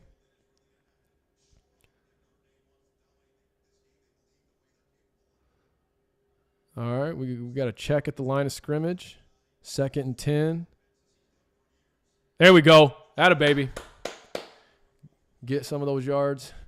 About a 6-yard gain, inside give. It's going to be about 3rd and 4. Inside of 6 minutes, first quarter. Yeah, I could get with that. That was what I was saying. Play to win earlier. I thought, yeah, go for it on 4th down. Play to win. All right, 3rd and 5. Let's not even worry about it, though. Let's get the first right here. Oh. Shifting into, looked like jet sweep. Get upfield. Okay, what do we got? We're going to have 4th and 2. This could be a big play. 4th and 2, almost inside of 5 minutes of the first quarter. Leave the offense on the field. It looks like they're going for it. No hesitation, but I can't tell now.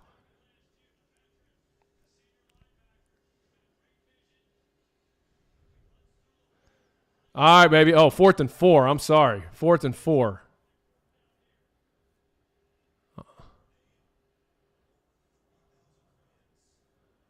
What you got? What you got? Let's get a defensive penalty.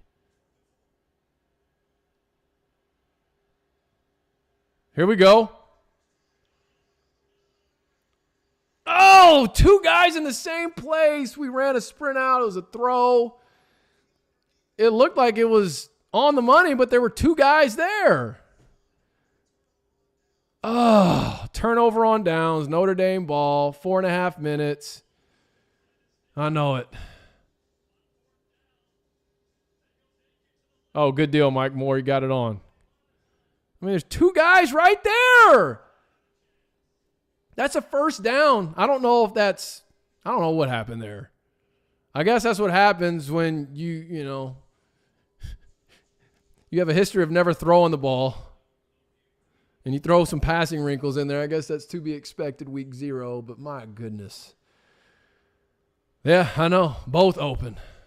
And it hit one of them in the hands, but he had the other guy crashing into him. While we're on a commercial break, if you are not subscribed to this channel, I would very much appreciate you subscribing. All you have to do is click the subscribe button there below. Hit the like as well. Like, subscribe, share it on your social media if you think anybody would be interested in joining this little watch party we got going. Speaking of, I might do the same myself. Follow me over on Twitter if you're not already, at I'm Trey Smith.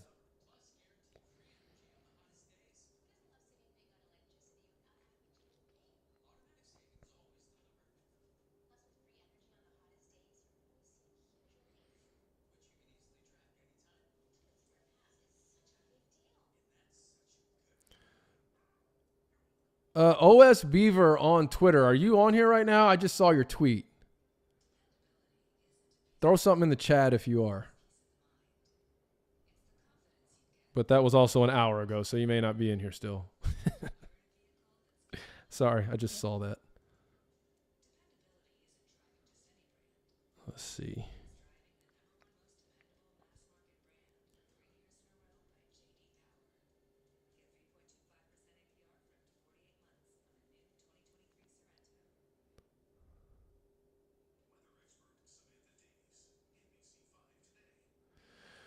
Okay. Defense is going to have to hold here. Oh, my gosh. Another bot. Hold on, guys. Let me get... Is that the same one? Or they create... I'm keep blocking them.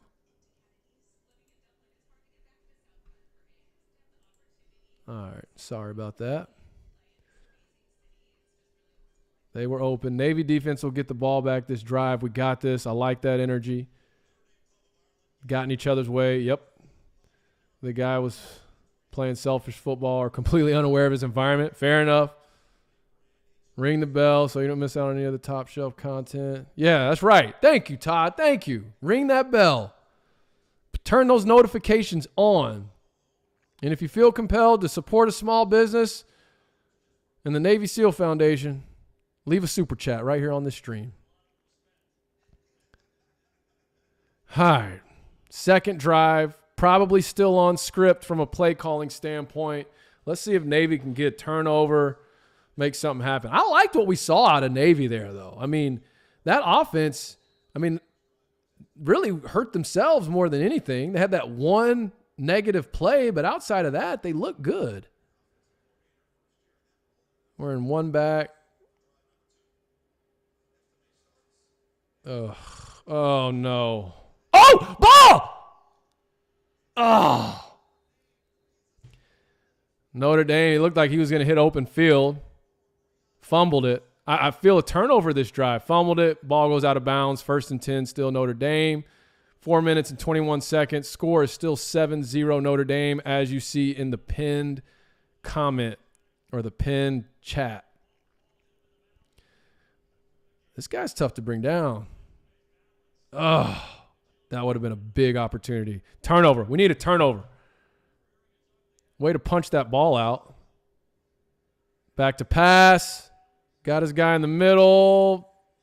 going to be about a 9-yard gain. We're going to look at second and short, 2nd and 1. We're under 4 minutes now.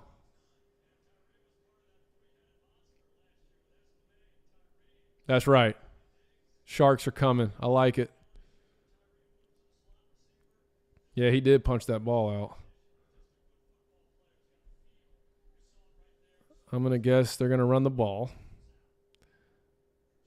Come on, Navy. 2nd and 1. Inside Navy territory. Inside give. Way more than he needed for a first down. Looks like close to a 10-yard gain there. Maybe 8. Yeah, man, it's Notre Dame offense. They are clicking. Other than getting the ball punched out just now. That could have been a big momentum swing.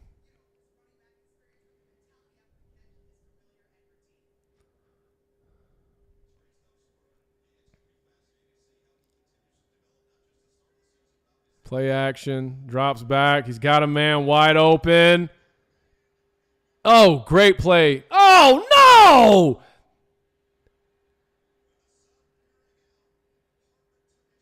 Did he not play the ball? So sorry if you're not watching right now.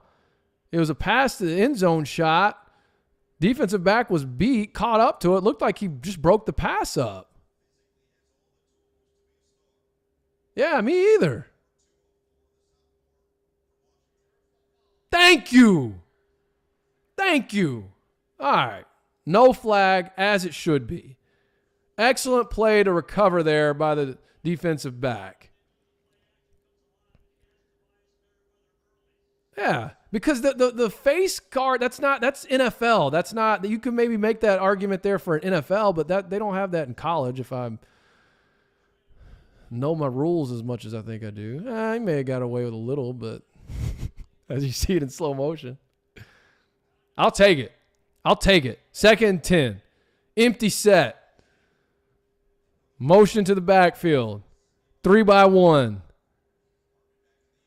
Throw over the middle. All right, we're going to have 3rd and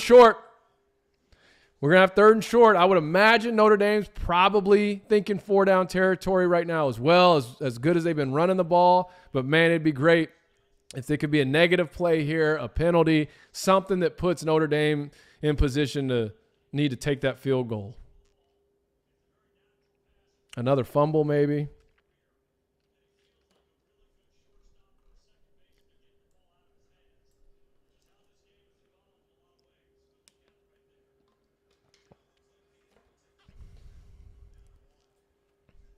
All right, we've got a running back. Takes a snap. Oh, wrap him up. They stuck him right there at the first down marker, but he bounced off of it and just got enough for the first. So it's going to be 1st and 10. Yep, Wildcat.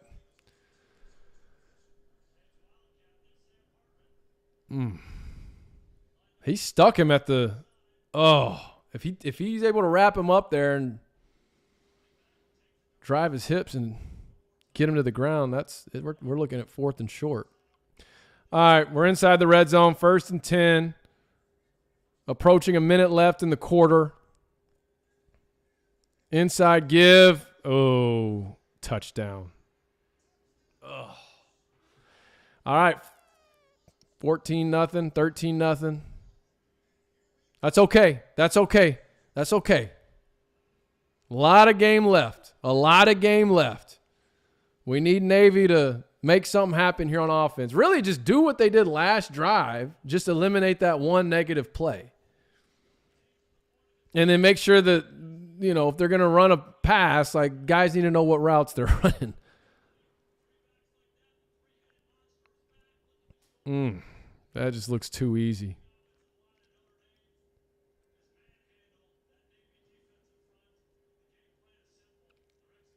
Looks too easy. We need long, sustained drives that end in points. All right, 14-0. Let's update.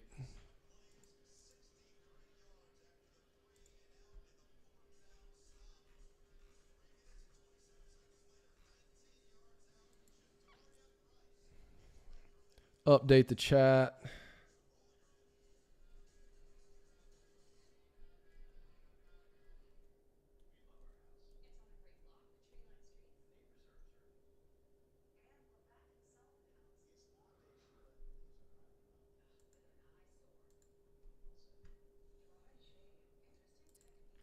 Okay.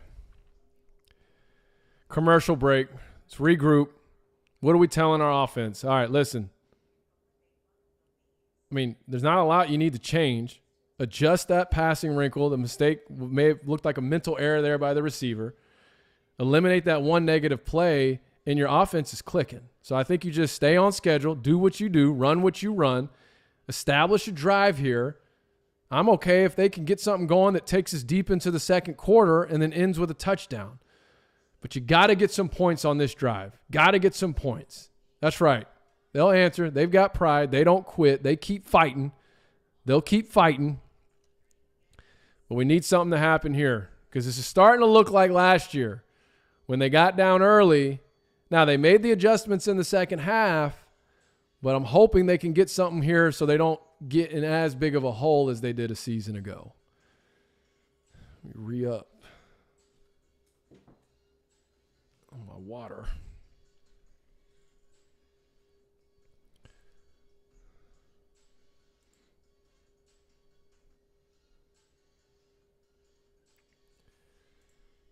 Let's see, getting back to the chat. Yep, went Wildcat. Those of you still on, if you're in the chat, let me know. What do we got? What are we coming back with? How are we responding? How's Navy going to respond on this drive? Or is it about to get ugly? What do you think? And I'll do another shameless plug while we're on a commercial break. If you're not subscribed to the channel, College GameTime, please hit subscribe, subscribe, hit the bell, get your notifications on. We are quickly becoming one of the number one podcast. We're the fastest growing podcast right now for the American Athletic Conference, and starting to implement these live streams as well. We'll do one every Saturday. Still figuring out how I'm going to do it. Obviously, week 0, we're doing a full game stream. I don't know, but here we are. I'll also have what I call a CGT Game Center highlight video that I'll post probably sometime tomorrow or whenever I get access to the footage from this particular game. But yeah, need a score. I agree, David. Got to have one. Got to have one. Okay, 1 minute, 3 seconds in the first quarter. Notre Dame's up 14-0. Navy's receiving the kickoff, and it just bounced out. I was like, ooh, can we get a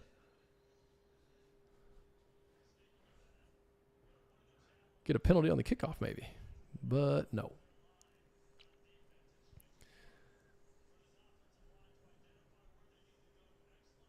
That was a great job blocking up front on that play for Notre Dame, that last touchdown play. Okay, offensively, let's answer right here. You're in a hole.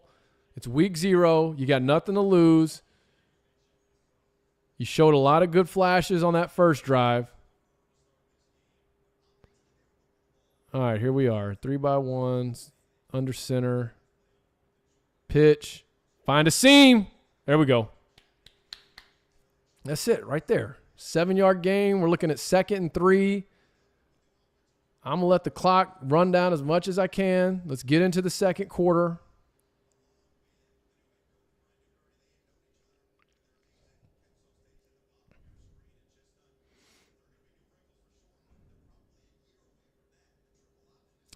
Oh, that's interesting. Okay, a year away from the wrinkles is what they were just saying on the broadcast. Motion, inside give. Looks like he fought back to the line of scrimmage. That's what we don't want. We don't want these negative plays. They're going to happen. I know. All right, 3rd and 3. We need a first down. Come on, Navy. First down. Let's get it.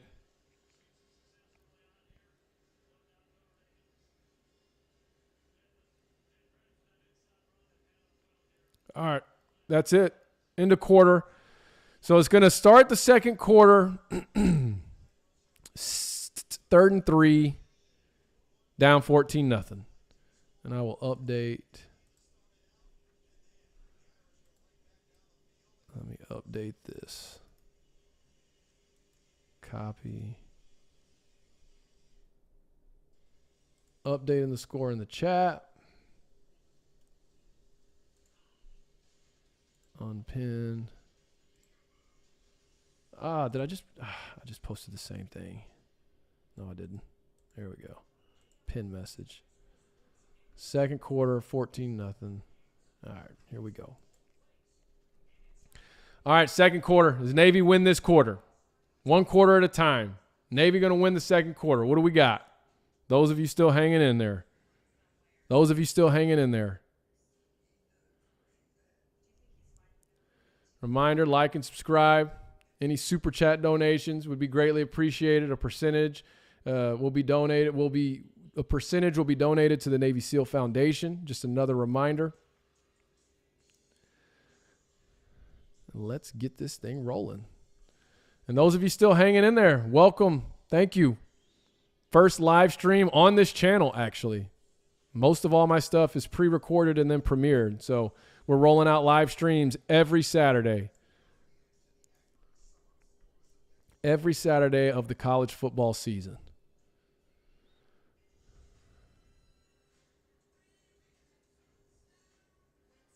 Man, we got to get on the board now. We got to start the second quarter.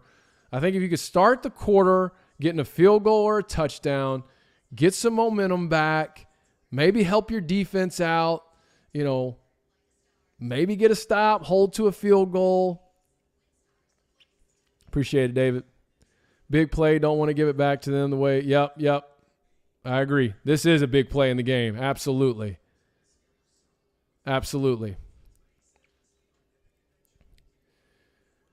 Come on. I'm not throwing the ball here. I'll say that. I'm not throwing the ball. I don't know what I'm running necessarily. I may just stick to my bread and butter, get into some wonky formation and go triple option. But I don't know that I feel good about throwing the ball. Not based off that last fourth and short. But you had the quarter to talk it over. So let's see. Man, it is overcast. Somebody said that earlier. It looks like, man, it's about to have a downpour. I feel like it was like that last year for that Nebraska Northwestern game that was overseas. Throw to the flat, turn upfield. Okay, Mike. All right. I see you.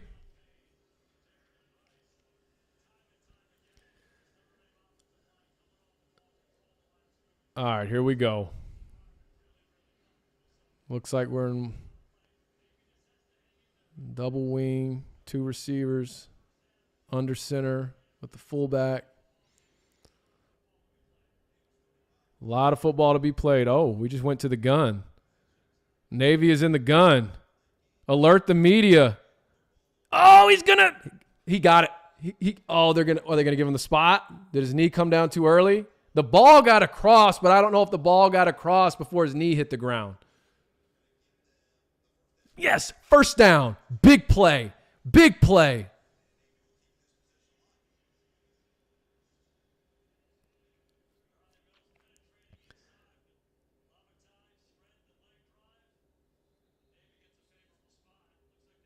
I like that concept, Steven Sipe. I just saw your comment. Army Navy will never be financially part of the conference. However, the game could be moved to Thanksgiving, which I think is an excellent idea.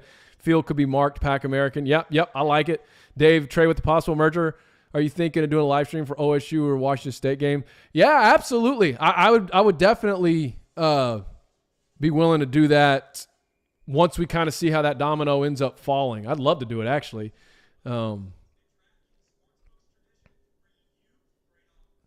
Yeah, so Mike, you're behind me? So I'm ahead of you. Okay, because I figured I would be behind everybody because of the lag. Appreciate you, Dave Holland. Hey, that's what we're here for. That's kind of why I'm doing these, It's kind of like a watch party. I wouldn't say I'm not really doing play-by-play, but those that might just be listening, I'm trying to at least give you enough so you know what's going on. Got a big first down. I would love that, David. OSU and Wazoo in the American, would love it. Man, I like Oregon State this year in the Pac, to be honest with you. And I even more so want them just with how everything has happened, just to kind of stick it to all these other media networks and conferences that left them out.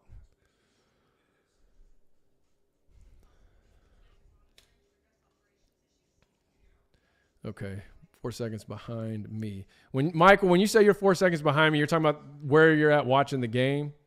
Like I'm calling it out before it happens, basically?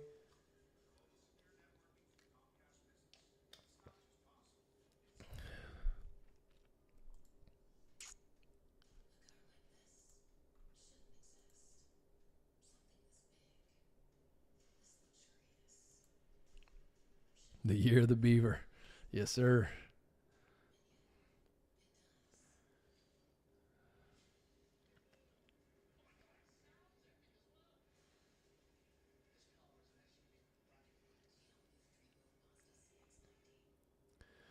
All right, let's get back to the game. Let's keep this drive going. Come on. Where are we at?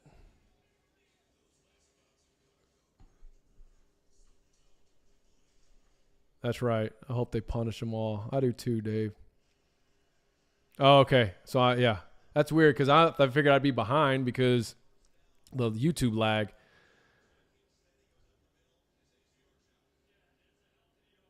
Oh, so no first down now. Is that what's happening? So it's 4th and 1, 4th and inches, and we're going for it. This could be the play of the game. Got it. Let's go. Let's go. I said that in pregame. Play to win. Go for it on 4th down.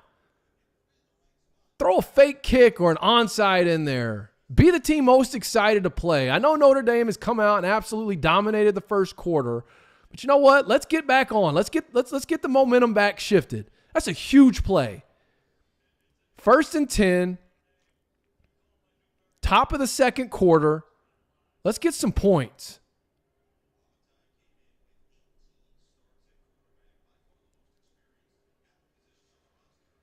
There it is. Pitch. Okay. Oh, no!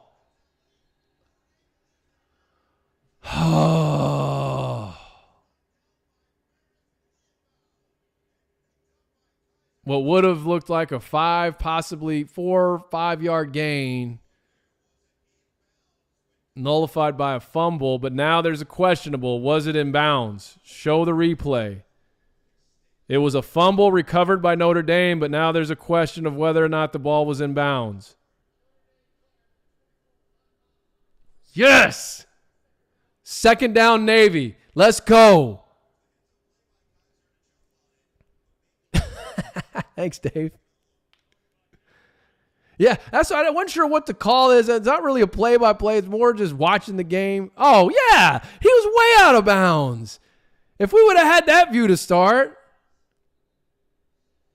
Okay, so we're looking at what, 2nd and 5 now? Got to protect that ball. Well, now it's under official review.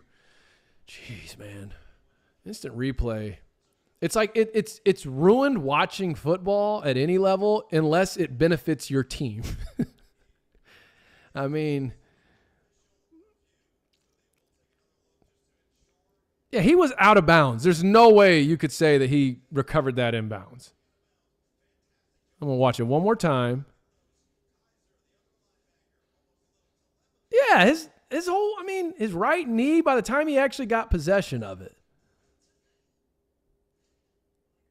That's true. It is. And he was way out. His whole body was out by the time he actually possessed the ball. Okay. Another commercial break. Trying his hard. Yeah, I know, exactly. Never trust the replay officials. Especially if a I know Tonka Todd knows something about that as a Razorback fan. Never trust them. I'm looking at you, 2020 Auburn. All right, where are we at? Checking the old Twitter.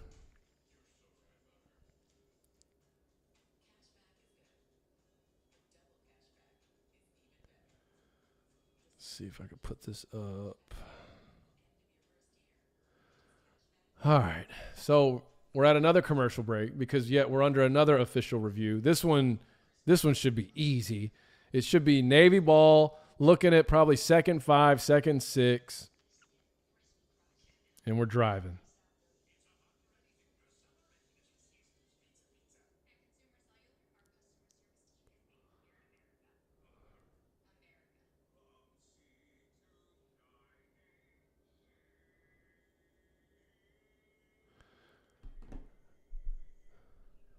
All right. That's what you got to love about instant replays. You get more commercials. You got to sit here and wait.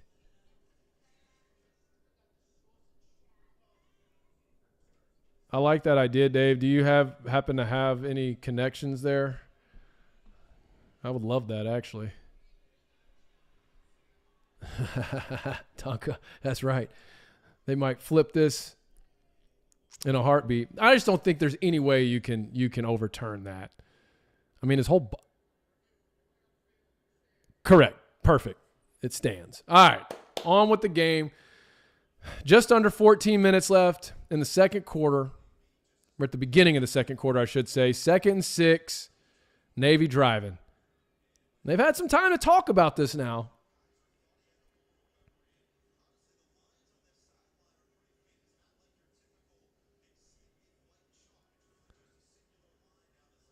My family, my wife's, I have someone in the family, not my immediate, in the Navy at least. I have to think on that one. I'm looking at your comment, though. Split backs. Up the middle. Oh, no. Yeah, he kept, sorry, it faked me out. So we're going to have, 3rd and short. Let the clock keep running. We want to keep this Notre Dame offense off the field. Replay officials got one right. They will be fired soon. Yeah, I mean, unless they get it right and it goes in favor of, Notre Dame in a game like this. All right, in the gun, back under center, split backs, pitch out. Oh, they sniffed that one out. 4th, I don't even think he got anything on that. So now we're going to be 4th and 4. Oh, do you have to punt? I think you have to punt this. Unfortunately. I mean, you're I guess that's what you have to weigh. Do you think you have a chance at stopping this offense, whether they've got to go 80 yards or whether they've got to go 40? Yeah, punting. You got to punt. Let's get a muffed catch right here. A muffed punt. The conditions warrant that. All right, so Notre Dame's going to have the ball at their own 22-yard line, up 14, early second quarter. I don't know, boys. I think the defense is going to have to do something here or this one might get ugly. We've got Sam Hartman Sam Hartman has definitely injected some life and some expectation into the Notre Dame fan base.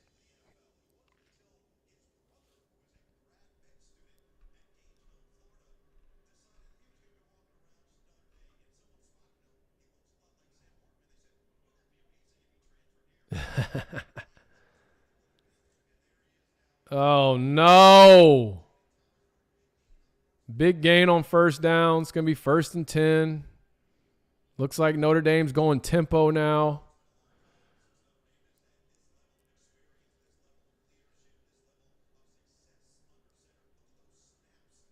Oh, my goodness. Well, I thought they were going tempo, but now they're showing more Sam Hartman stats. All right, inside give. It's just too easy. It's just too easy. They need a spark, man. Navy needs a spark. And I get it, man. I'm going to give Newberry a chance to build his program. And obviously you can't judge him on playing Notre Dame week 0. But they need a spark. They're not going to quit playing hard. We know Navy's not going to quit playing hard, but they need a spark. They need a turnover. They need to force a punt or just force a field goal. That's not going to be they got some pressure. That was an excellent catch by that Notre Dame receiver for another first down. Great ball under pressure by Sam Hartman. I thought they were going to get to him there. Oh, he came free. Man, I thought he was going to get him. Good ball.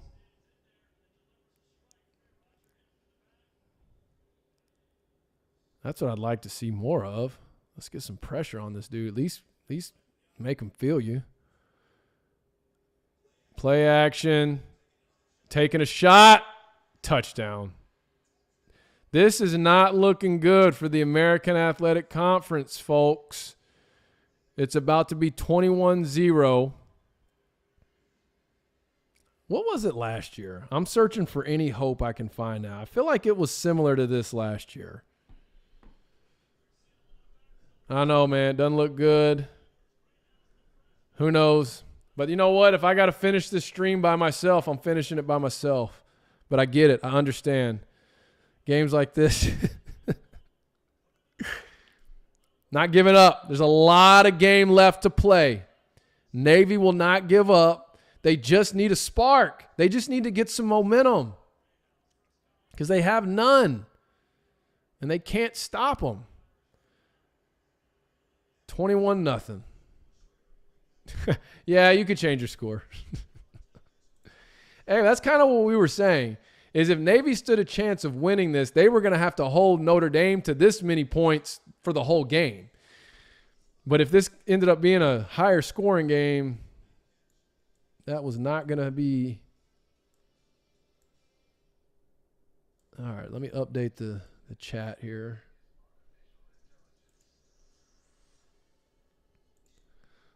$21-0.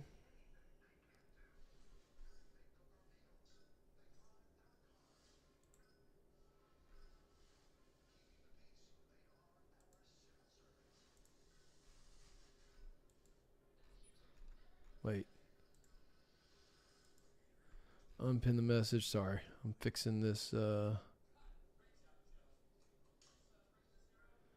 Yeah, I like where you're headed with this, David. Let's sustain a drive. Yeah, sustain a drive, get some points, get a touchdown. I appreciate that, Todd. I appreciate that. Even if it's just us, I'll take it. I'll take it. Anyone who's joined in here in the last, whatever it's been, few minutes or so, please like, subscribe, turn on the notifications. Obviously, we do, this is the first live stream, so welcome. If you've just hopped on here fairly recently, in the last probably 15, 20 minutes or so. But got a daily podcast, College GameTime podcast, covers the American Athletic Conference on all streaming platforms, plus here, obviously, on YouTube. And that's Monday through Friday. And then for football season, we'll have a Saturday live stream. And I don't know. I mean, I'll kind of gauge it, but like we'll either do we'll have a game of the week like this where we just live stream the whole game. I for sure did that for this because it's week 0. I mean, it's week 0. And Navy's in the spotlight. Even though it's not looking good right now, I feel like we had to do it for that. But I also thought about doing maybe even just a Saturday like pre-game type show, kind of talking about the full lineup of American Athletic games for that Saturday slate. So it'll be one or the other. It'll either be doing like a pregame type deal where we get some interaction and then we all go watch football and then, I get back on it for the podcast the following week, or we'll just continue to pick a game of the week. I mean, we got some good ones coming up. Obviously, next weekend, UTSA, Houston. I think the following weekend is that Tulsa, Washington? We're going to have Memphis, Boise in there. I know UNT Cal is next week. I don't know why. I got a feeling about UNT in that one. I don't know. So, oh, I got you, David. That's exactly kind of what we were talking about in pregame. They are not built for games like this. But if you look at last year's game, it was very similar to this. They were down 35-13 at half and then came back in the second half and ended up cutting it. I think they lost 35-32. So they're not going to give up. They just need to get a score here. They need to get a score here, and they need to get some time off the clock. That's right. Tulane, Ole Miss. I knew there was another one I wasn't thinking of. Tulane, Ole Miss in 2 weeks. So maybe Arkansas fan, I know all about dedication in the face of games like this. Hey, listen, as an Arkansas alum, I know exactly what you're talking about. That's a good first down. There we go. 7-8 yard gain. Tonka, I was at the Miracle on Markham, the original, the first, the Matt Jones to DeCorey Birmingham. That game changed my life as a college football fan. A younger age. All right, we're in the gun now. Navy's in the gun. Spread out. Flag, false start. What do we got? Yep, false start. Can't have that. Can't have that down 21-zip. Excellent first down play. Make it second and short. Like, just stick to your bread and butter right now. Don't get cute right now.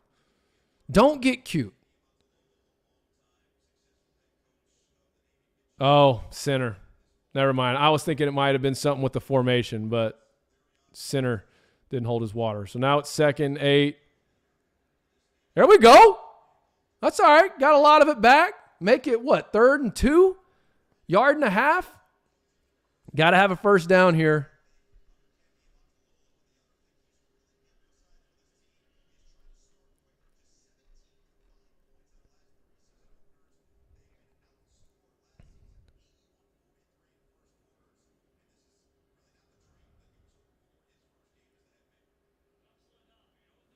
All right.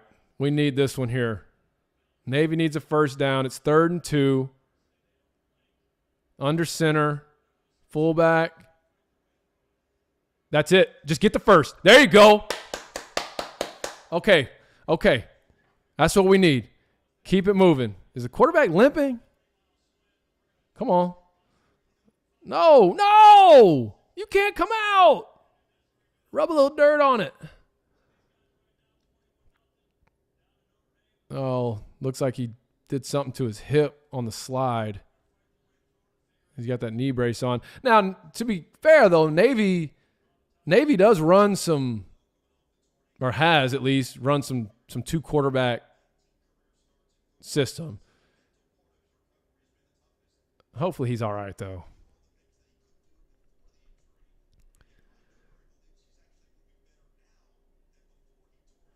Okay, that Miami-Temple game, I saw that one. Yeah.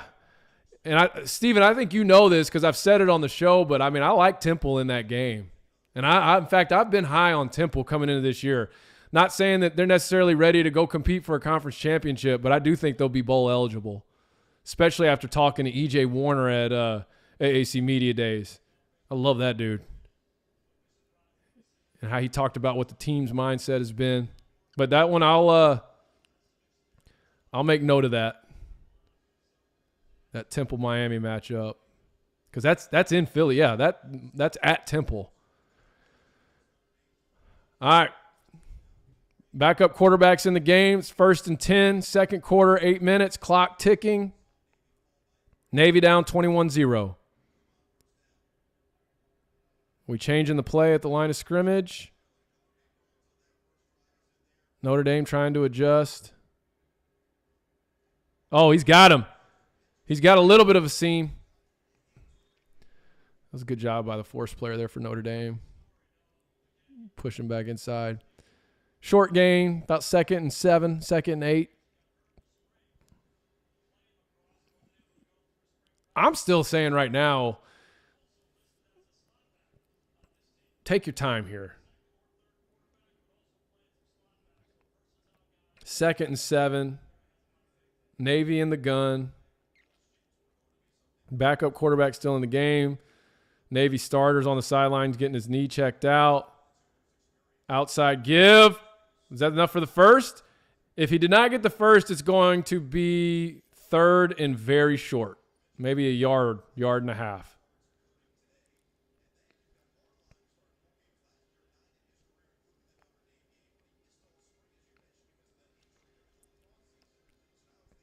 Third and 2.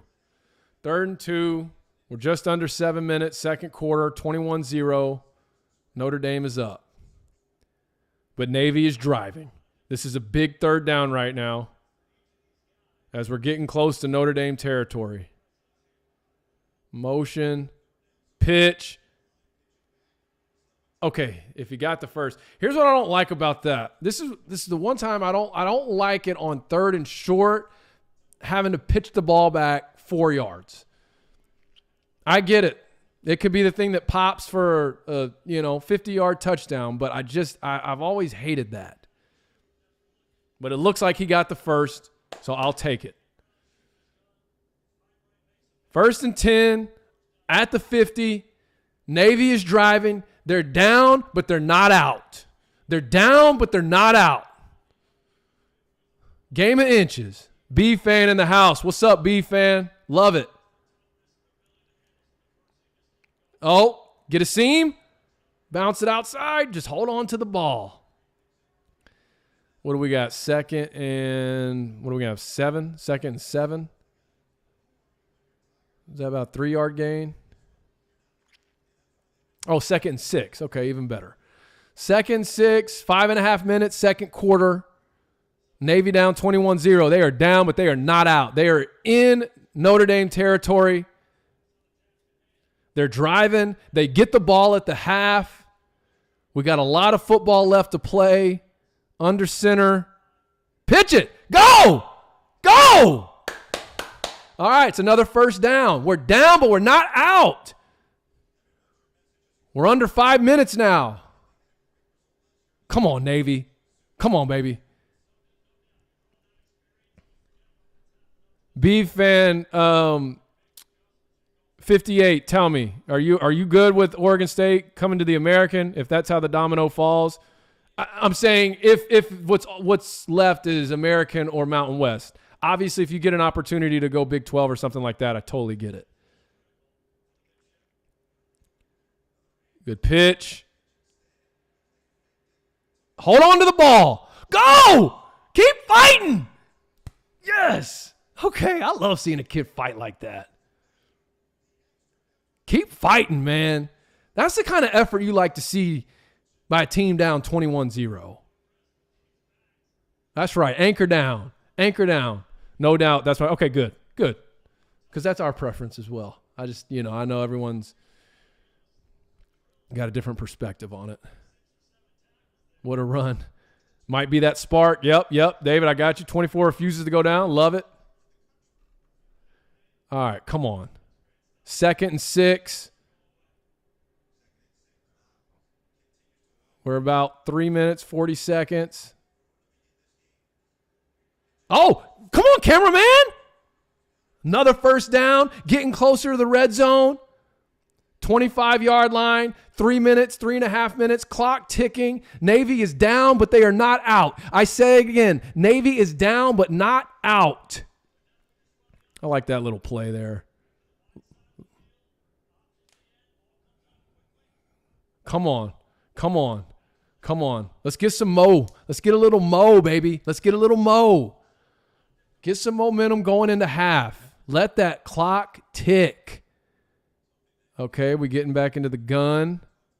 I don't know how I feel about this, but we're in the gun. Oh, he's keeping it. He's running inside. Hold on to the ball. Good 5-6 yard gain. We're in the red zone. Navy is in the red zone. I repeat, Navy is in the red zone. Down but not out. Less than 3 minutes to go in the quarter. Navy gets the ball at half, down 21-0, but they are not out of this thing. Hang in there. Hang in there if you're in this live stream right now and you're an American Athletic supporter. I should say American Athletic Conference supporter. Oh, yeah. We don't want to be an American Athletics. Yeah. Sorry. I cracked myself up. I don't like that play. Negative play. It sucks. All right, let's get back. Let me look at the chat. Sorry. Definitely making a road trip to OSU if they join the conference. Heck yeah, me too. Another first. Yep. Sorry, I missed that one. Navy's marching, baby. Yeah, keep swinging, Tonka. I'm counting on my Beavs to show. Yep. I hear you, 58.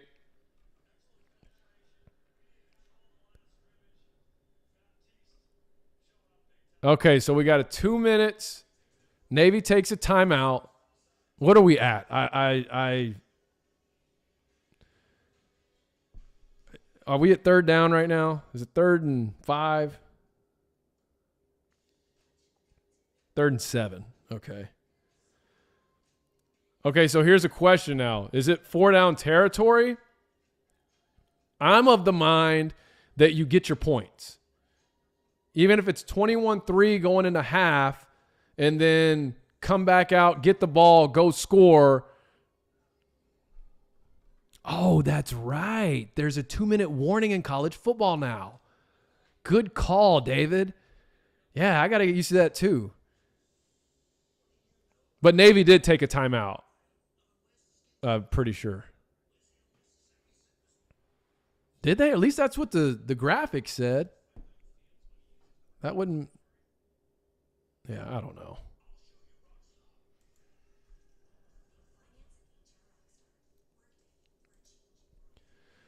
Anybody that's new on the stream right now here in the last 10 minutes or so, please like and subscribe. Share this with a friend. The bulk of our content covers the American Athletic Conference. We're trying to become the #1 source for that. Also got a website, collegegametime.com. I do a little bit of writing. So thank you for being here. Thank you for supporting. If you feel compelled to leave a super chat, I'd greatly appreciate that as well. Whether it's $1, $100, $1,000, $1 million, whatever you feel compelled to do. Yeah. That's what I was just thinking. I was like, don't take your time out if there's a 2-minute warning. Yeah, maybe the coach needs to get used to it. Good call, Mike. Hey, it's week 0, right? This is, you're going to see some of these kinks week 0.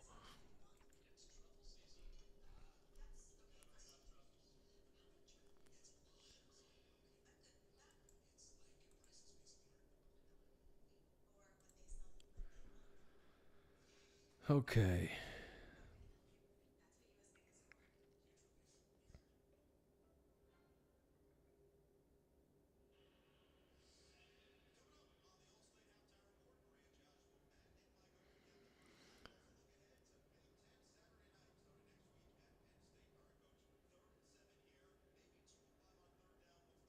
All right, come on, Navy.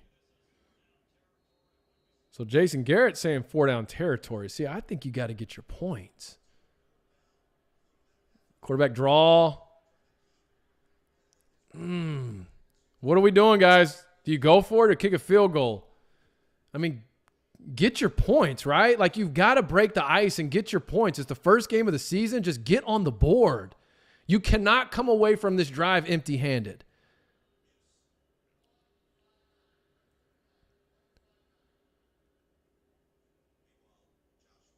Top 3 AAC. I am going to say I like UTSA. I really like Memphis. Like Tulane. I think SMU, that's the thing. SMU has a chance to kind of really step up and be, kind of replace UCF and or Cincy as one of the premier teams in the conference, but they just continue to try and leave it. So I mean, whatever. Pay their way out, pay their way into wherever will take them. But I like those three. I still think there's some potential sleeper dark horses like FAU. I think ECU, even though they've had a lot of – okay, here we go, kicking the field goal. I've been high on Temple. I think that Tulsa has the probably one. Please make it. No! Did he make it? No!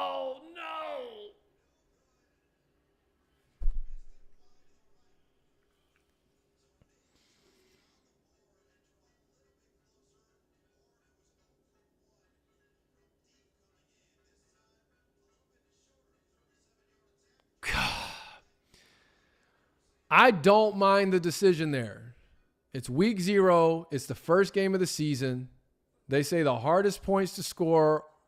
Some coaches say the hardest points to score in any game are the first points. Get on the board. Notre Dame, you're down in this hole. It would have been a chance to get some momentum, even if it's just a little. You know, you can build on going into half down 21-3, getting the ball back. And then you come out, make it 21-10. Like, you can work with that. But my goodness, right now, I feel like this is not good. Let me get to the chat. Sorry. Yeah, Tulane, UTSA, SMU. UTSA, Tulane follower. Yep. Yep, SMU schedule does do them a lot of favors. SMU's going to have a really good rushing attack this year, I believe. I like Memphis more than SMU. I get it. I mean, Memphis right now, like if they could put it all together, they've got the ingredients. They've got the quarterback. They've got the weapons. They can get their run game going. Offensively, I think could be one of the best in the American Athletic Conference. Yeah, he missed it. This is crazy. I know. I get it. Check the phone here. Yep. Yes.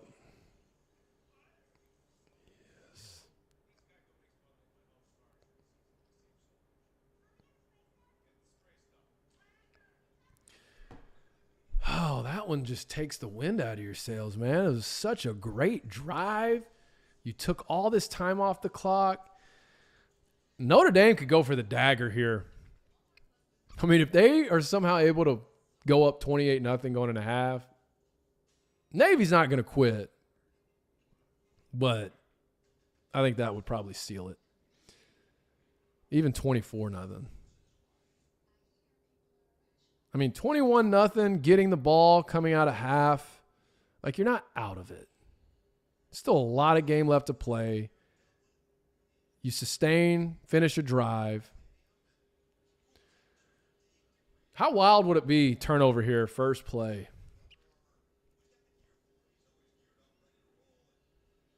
Kevin Plank, Under Armour. He's a Maryland guy. Oh, I guess both these teams are Under Armour. Oh, that's not good. Good pass over the middle. Clock under 2 minutes.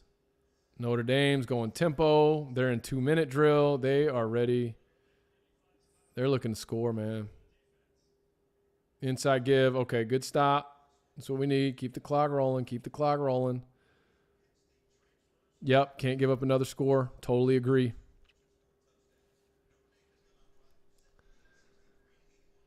Okay.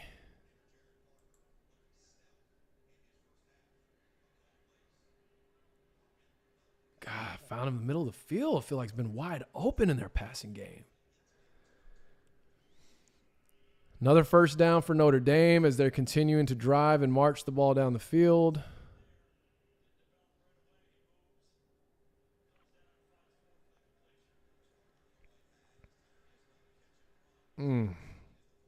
Quick screen, gain of 8 or 9. We're at a minute. Notre Dame takes a timeout.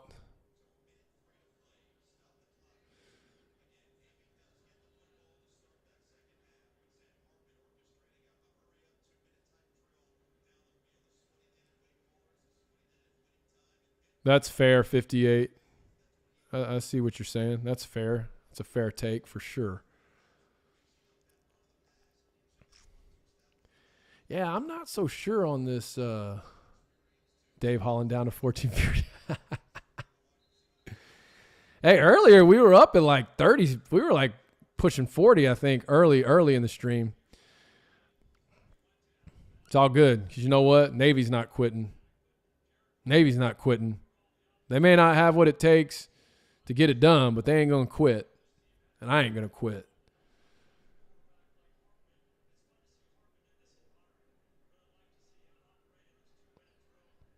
Second and 2. Oh, okay. Third and 2. We just got to keep them off the board. You know what? I can handle 21-0 getting the ball at half. I can handle it. Do not give up more points here. 45 seconds. Clock's ticking. We're getting closer to half.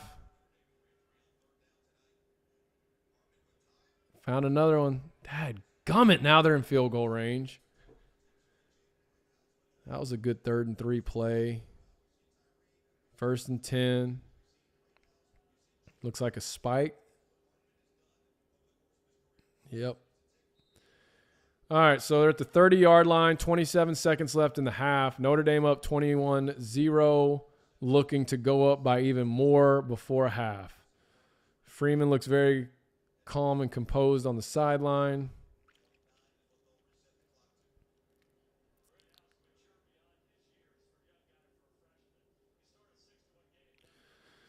What you got, Notre Dame? What you got? I know what I would do. I would throw it to the middle of the field again because it's been wide open all game. Or I just hand it off up the middle.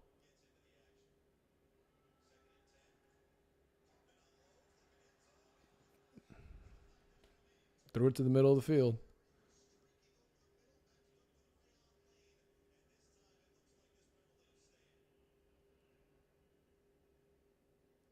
There you go, 58, retired Army guy. Thank you for your service.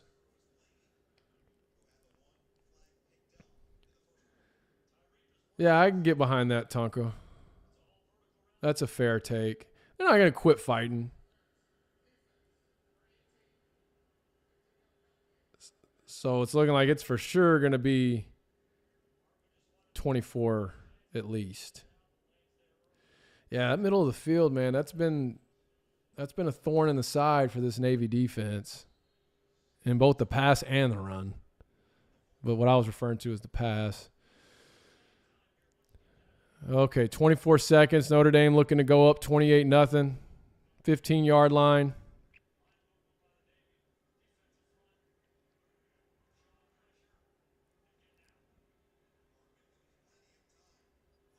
What do we got? There we go. I'll take it. 17 seconds.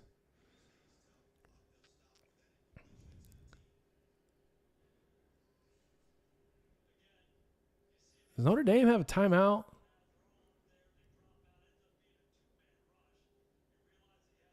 What up, Dwayne? There's another Razorback fan right there for you, Tonka. Dwayne, how you feeling about KJ and Dan Enos?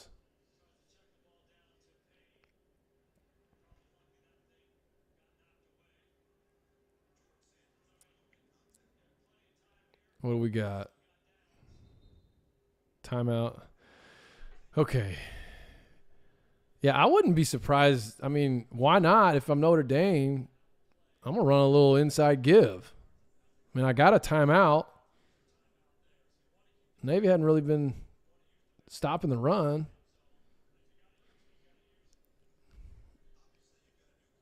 Come on, guys. 17 seconds. At least hold them to a field goal here.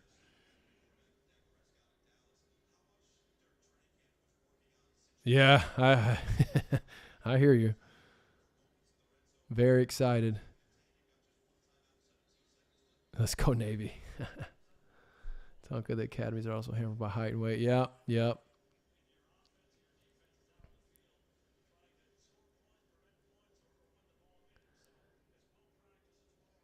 Yep, I agree. I think so too, as far as that Enos KJ take. Oh boy. Here we go.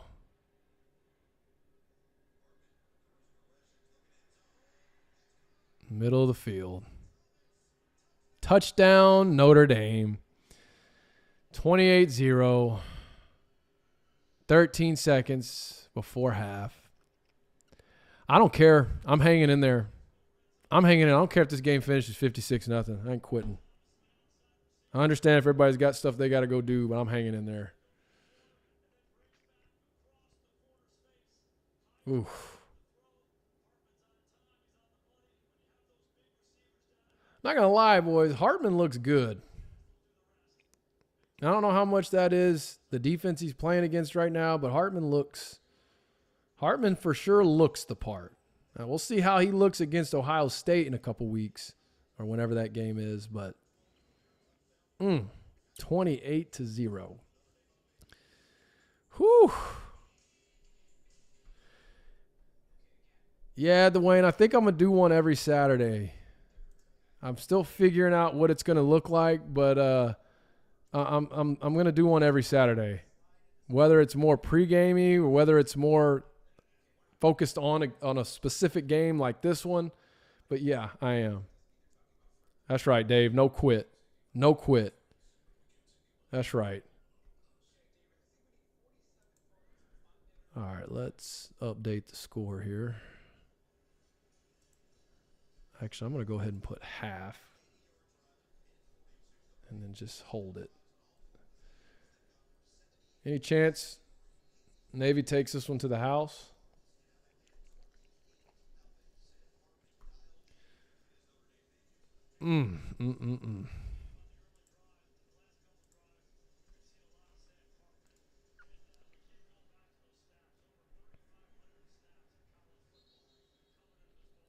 Well, there's no chance when it's a touchback.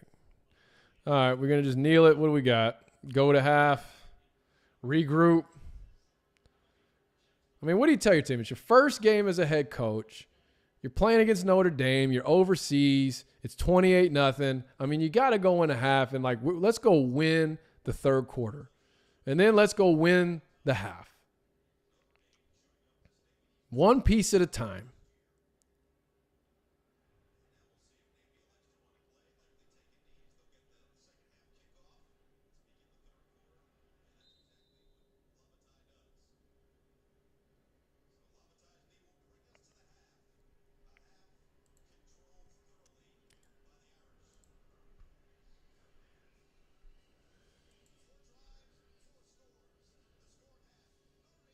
Yeah, that's fair, Mike. No, not a lot of kickoff returns. Dave Holland, I like the idea of a pregame show devoted to the fans of the teams or conference. I mean, I was kind of the thought I had this morning, and I guess this can be our halftime discussion since this game is where it is. But we will talk about what's your halftime speech.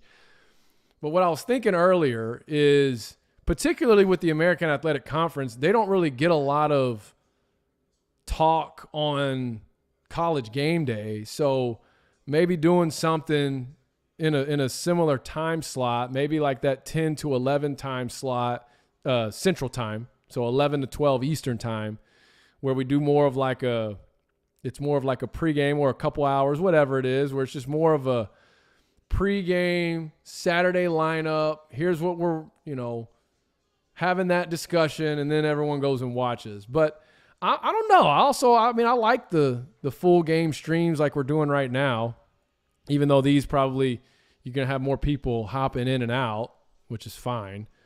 But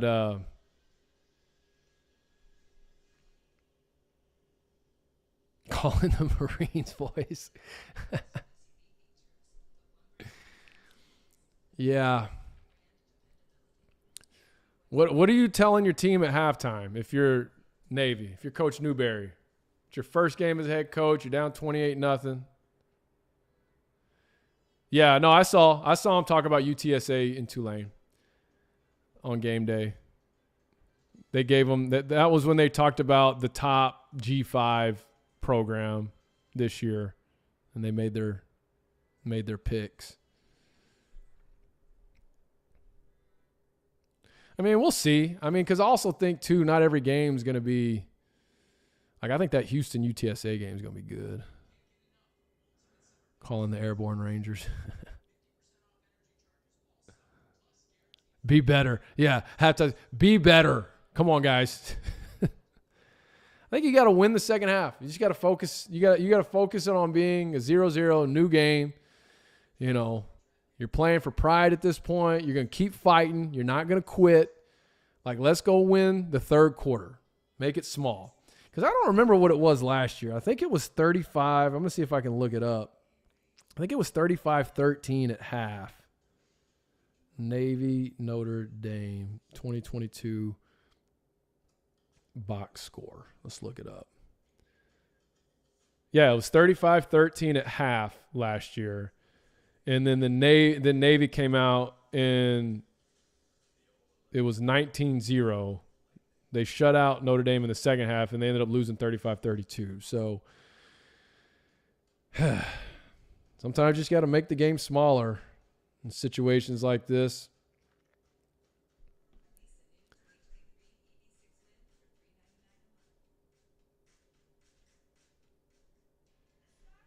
Dave Holland, OSU Pack. I was scrubbing the first YouTube video. I like the content you bring, was valuable. Hey, I appreciate that. That's not a bad idea. A midweek, like kind of like Q&A interactive type show. That's not bad. Tonka Tot, I'm saying, boys, we have been hit hard before on December 7th in Pearl Harbor, and we got up and kicked rear and won. We did it before. Let's do it again. Anchor down. I love it. I love it. All right. That got me back juiced. That got my juice back. Second half. Come on. I don't want to watch these highlights, though. These highlights are going to take the juice away.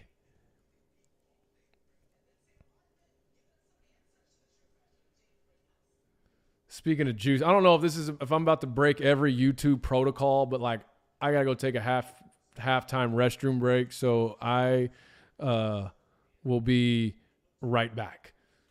So if I'm breaking the YouTube rules of live stream, sorry, but yeah, someone let him know in the chat. He'll be back.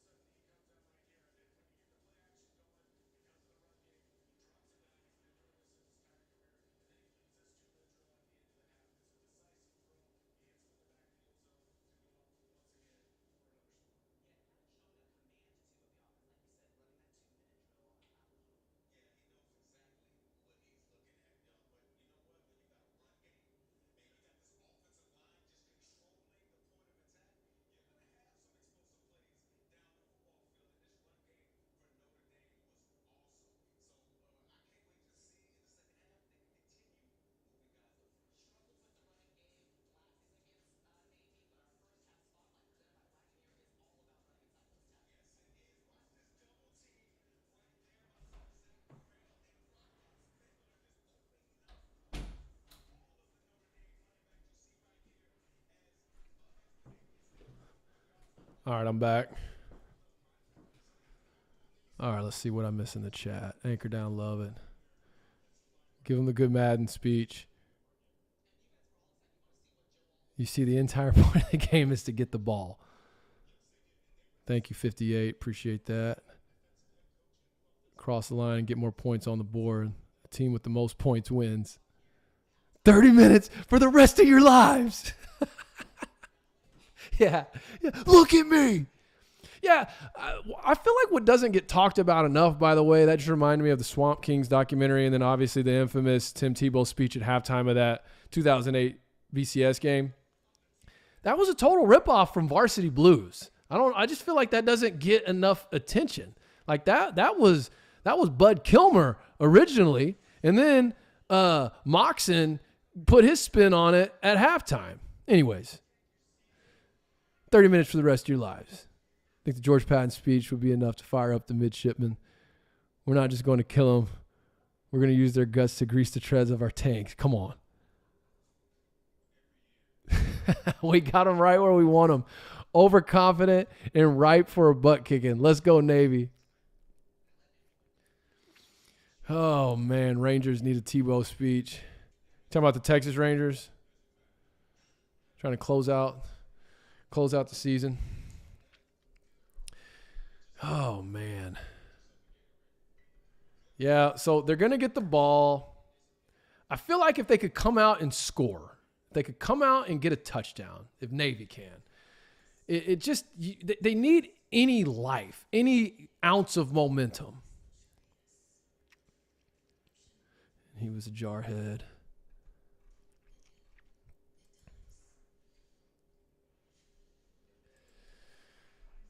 All right, let's see. Text.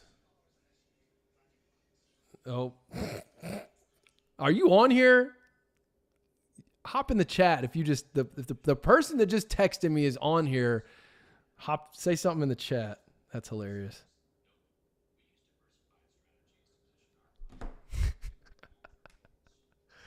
Oh man. I'm not gonna lie though, this has been fun. I hate the fact that Navy's down 28-0. Especially for the first live stream. I really wasn't sure what to expect. I've been saying it all week. I was like, I don't know if it's going to be 2 people, 10 people, whatever. Everybody's been telling me, though, you got to do live streams on YouTube. You got to do live streams. Live streams helps get subscribers and blah, blah, blah, blah. Okay, cool. We'll do one every Saturday. Howling mad.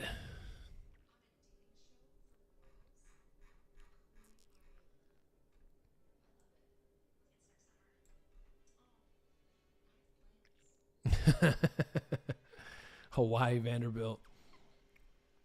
Maybe. I don't know. I feel like Vanderbilt put it on them last year.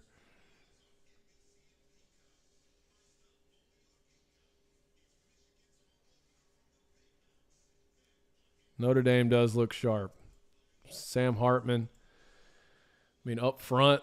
That's what I think I've been most impressed with so far is how they've been up front. Now, how do they look up front against Ohio State? We'll know soon enough, but, I mean, they look the part right now.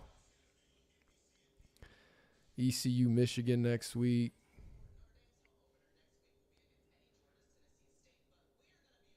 All right, what do the talking heads have to say? I'm sure it's going to be very talking about Sam Hartman, Marcus Freeman. Oh, yeah, that West Virginia Penn State next week. Appreciate you, David. It's odd. Let me turn this down because I really actually don't care what they have to say. How that kind of just the stars just kind of aligned like this summer for that to happen because, something about this realignment cycle brought a lot of attention to my channel and website. And in that process, I was able to get my platform, College GameTime, credentialed. I first started doing this 2 years ago, and not that any of you care, but since it's halftime of a 28-0 game, I figured I'll share it. 2 years ago, I started doing this, and within a month or two, I got a call from an executive of Sports Illustrated, had reached out to me. And long story short, I started doing some content with them. I started writing, started doing videos for a lot of teams, but one of the main ones was the Razorbacks, actually. And like I told y'all earlier, I'm a Razorback alum and I'm a North Texas alum. And so I worked the 2021 football season basically doing stuff for Sports Illustrated and learned a lot. I didn't go to journalism school or anything like that, so I kind of learned some of those nuts and bolts that I didn't know about. And from there, just kind of continued to stay at it, whether it was recruiting videos or film session videos or, whatever, trending topic type videos. And like I said, something about this summer, I guess what I forgot to say is at the end of 2021, I wanted to really focus on building my own platform instead of, building somebody else's, which at the time was Sports Illustrated and the Fan Nation stuff. And so I just went all in on trying to build my own thing. And then, like I said, year and a half later, this summer, after I'd been denied trying to get credentials. I've been trying to like do this the right way and be, as by the book as I can, but also doing things my way too, because it is my platform. And I guess long story short, this realignment cycle, man, a lot of opportunities opened up. Some financial, got the credential for the American Athletic Conference. And it's a conference, if even throughout the course of this channel, like I've got stuff, whether it was Memphis or Houston or UCF or Tulane or some of these other, go over to, even my website, writing about, I remember writing about Memphis and Houston in March Madness when we first launched the website. And so it's kind of always been on the radar. I kind of live I'm like 15 minutes away from the American Athletic headquarters. And so anyways, got that credential and I guess just started like thinking, it did seem like it was kind of an untapped territory. It's like you've got all these fan bases that are so passionate and so, just as in it as any other conference. And then of course I'm an alum of one of the schools in the conference as well. And I thought, man, maybe I could try to maybe fill what seemed to be a void. And now here we are, not even a month into the launch of the College GameTime podcast, which is covering the American Athletic Conference. And we've had like 50,000 streams in the first couple of weeks. And so now we're doing these live streams. Now we're doing all this stuff. And I know that was probably a really long story, may not care about, but those of you that have just maybe gotten introduced to me in this channel, that's kind of been the journey. And I also see some people on here I know that have been here, back when I had 40 subscribers. So it's been a heck of a journey, but a lot of momentum right now. And I do appreciate any support and stuff like that. Let me see what I caught up on the rest of the comments. UTSA Tulane for conference championship. I could see that as well, Mr. Rod. Talking heads, equal nonsense, white noise. Fair enough. Yeah. That's why I had to drown them out. It will be. To me, what would make the AAC so good, especially with Oregon State and Washington State, is one, the leverage you're going to get to continue to expand west, to help out Oregon State and Washington State with some of those travel concerns. But man, I think it could be a conference with a lot of parity and a lot of competitiveness. Oh, you even said it right there, Mr. Rod. Air Force and San Diego State will be great as well. Look at me. I'm behind on the chat. Sorry. San Diego State will be a great. Yep. Boise State. Yep. Oregon State, Washington State. Solid roster, competitive teams that fans would love to watch. Totally agree. That's true. That's true. It's rap. I did ask Biff Poggi. I was one of the three that asked him a question at AAC Media Days. Here's what's interesting about that. I'm just a sports nerd as it is. So I know who Biff Poggi is, right? He was a legend in the DMV area. And I knew he was at Michigan and obviously as a high school coach and all that. And so I thought, I was genuinely curious. Okay, how is the DMV going to, I wanted to hear his take on how the DMV would fit into his recruiting footprint at Charlotte. Also knowing that North Carolina and South Carolina had, some hotbeds of talent as well. And that's what I asked him about. And he gave a very good, detailed answer that I appreciated. And in fact, I wrote about it on collegegametime.com. And that's why I was saying earlier with Charlotte, I know they were 3-9, and I know they're kind of the team that's been frowned upon as being added to the American, but I'm telling you, one, it's not the same roster. It's just not. And they have a lot of Power 5 transfers, and a lot of them came from St. Francis Academy or played their high school ball at St. Francis Academy for Biff Poggi, and then, went and played Power 5 ball. In fact, one of them was on Bruce Feldman's freaks list. Not that translates to wins and losses, but, and I will say this, and I said it in the article I wrote, as someone that was at AAC Media Days, and seeing the different players that were there, Charlotte, had some big dudes, massive, and noticeably massive. And again, that doesn't translate to wins and losses necessarily, but it was something that caught my attention as you're seeing the different players, excuse me, that are walking around and stuff like that.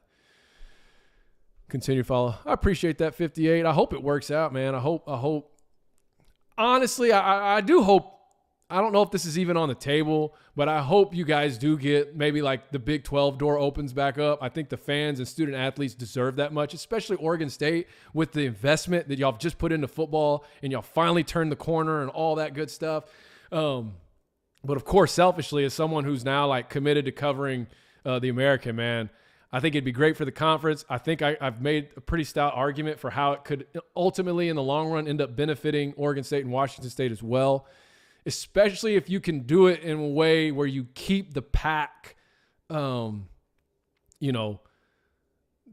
to keep using these buzzwords, but, the war chest, the Auto 5 status, all that stuff. But there's a way you can merge it where you keep all that stuff intact and then, and then in the future add some more West Coast teams. I think you've got a pretty stout conference in the American Athletic. And, and who knows, maybe one that if it gets that Auto 5 status and can get a good negotiated deal with ESPN, maybe one that can establish itself where it doesn't have to continue to be the farm system for the bigger conferences. I don't know. People ask me, where do I think all this realignment stuff is headed in the long run? I have no idea. Like, I think already at this point it's, Michael. Oh, that's you. Sorry, I just got distracted by the chat. I thought that name looked familiar. Sorry, I just cut myself off the chat.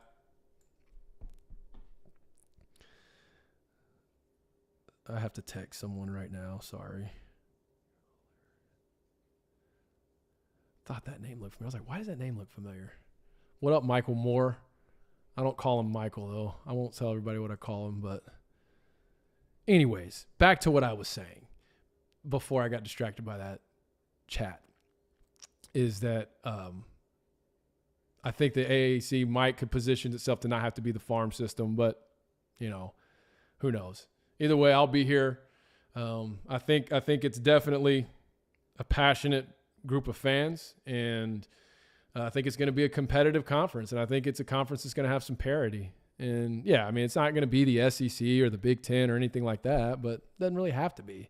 I said it on someone else's show earlier this week when we were talking about the college football playoff expanded model and how I hope they keep the 6-6 model in place.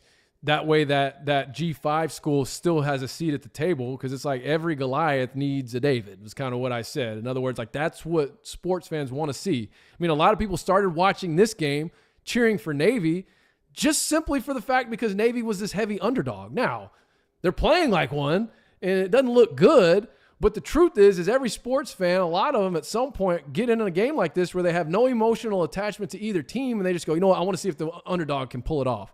Even me right now, I'm sitting here figuring out, okay, how can Navy make this comeback? And it's going to start with getting a touchdown right here and actually getting a stop on defense, but we'll see. All right, that was a lot of talk. Let me go back and see what I missed on 58, Big 12. Yeah, I mean, that's fair. You take the AAC seriously as it should be. Long time coming, the AAC is trending, and we need people. I appreciate that. That's what I'm trying to do. Exactly. Let's bring the exposure to it. I appreciate that. Same as I view the Big 12 post realignment. Not too heavy, extremely fun to watch. Yeah, exactly. The parity that's there. Let's go UTSA. Coach Traylor's a great coach and built an outstanding team. Yeah, I talked to Traylor. I talked to Traylor at AAC Media Days offline. I told him I was an Arkansas alum as well, and he said, I'm sorry, man. We recruited our tails off though, and it was funny. He's a good dude, and he's doing a great job.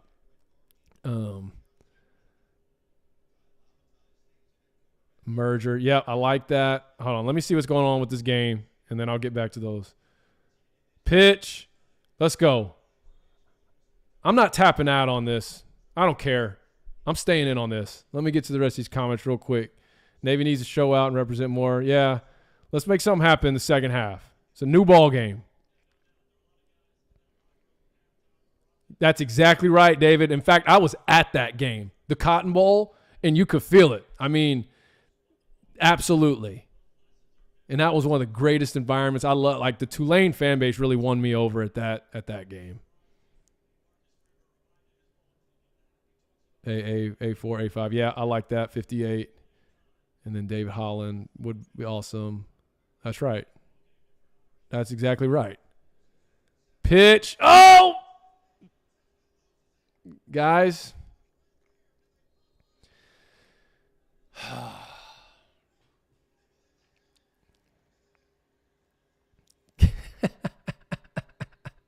I don't blame you, Mr. Rod.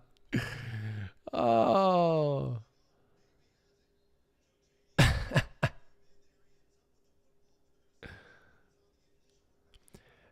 Here's the thing, though, Rod. I'm not too worried about it because, I mean, this is the bottom of the conference. If you're looking at recent history and probably even how things will shake out this year, I think most people would know, like, if this was, Tulane Notre Dame or SMU Notre Dame or Memphis Notre Dame or UTSA even Notre Dame, I think people that at least have half a brain would know that this game would probably not be going this way. But I get what you're saying.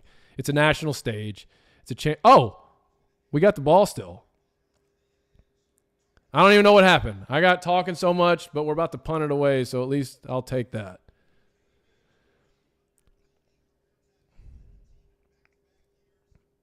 All right. Appreciate that. New Orleans. All right, Tulane. Yeah, I need to figure that piece out. I don't know if it'll be a this year thing or a next year thing, but like what we're doing right here, I'd like to like do on site. I think in the big picture that would be a fun thing to do.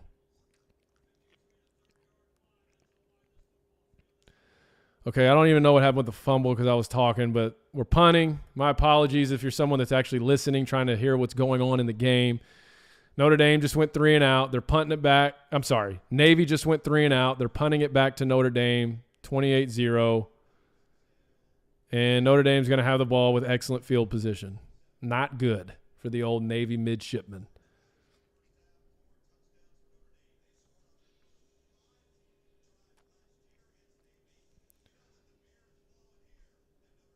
Tulsa beat Notre Dame. Yeah, I know this isn't referring to this year, but I'll tell you right now, Braylon Braxton at Tulsa, man, I think I've kind of have them and Temple in the same tier this year for the American Conference because I feel like they're two teams coming off down years that could really have bounce back seasons, and it's going to be behind the play of their quarterbacks. I think Braylon Braxton and E.J. Warner are both set up for big seasons, and Braylon might end up being, at the end, when it's all said and done, one of the more dynamic players in the conference. So I'm not saying we're going to see a turnaround like what we saw with Tulane last year, but I think if there's anyone that's got the quarterback to do it, I think it's going to be Tulsa or Temple. Not saying they'll do that, but it's just my 2 cents.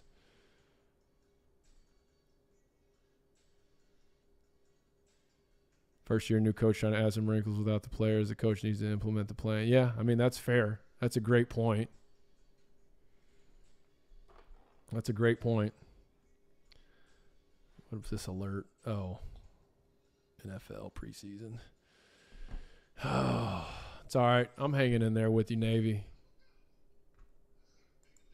I'm here till the wheels fall off.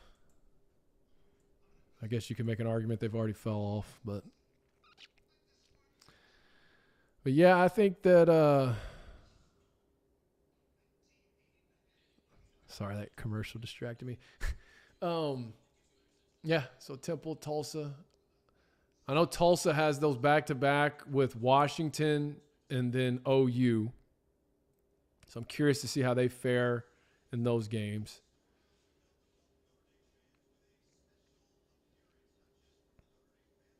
Okay, Joe Montana. Joe Montana.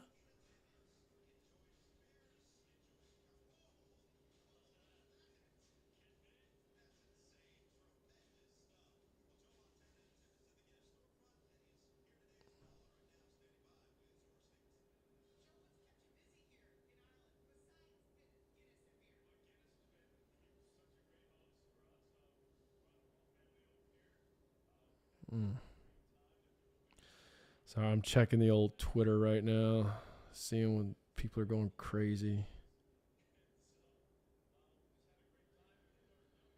I'm over like arguing with people about American Mountain West. All right. Notre Dame, they're just going to run it down their throats now. Get out of here healthy. Is that the plan? Inside give for a first down as they're up 28-0, 12 minutes in the third quarter.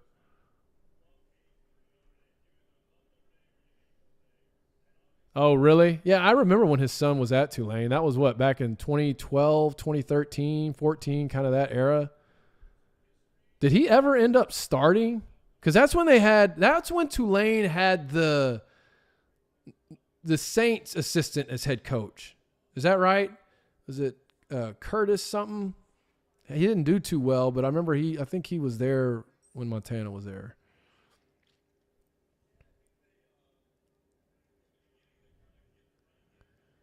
Yeah, this is a tough one. 28-0. Yep, okay. That's what I thought. Yeah, I remember that era of Tulane football.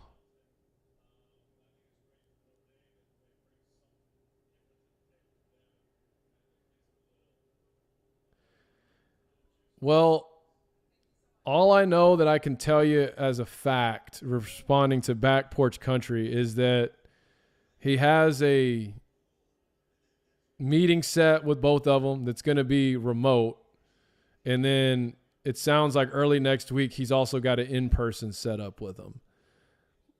And other than that, I don't have much. But I get it. I understand. I know where that lack of faith comes from.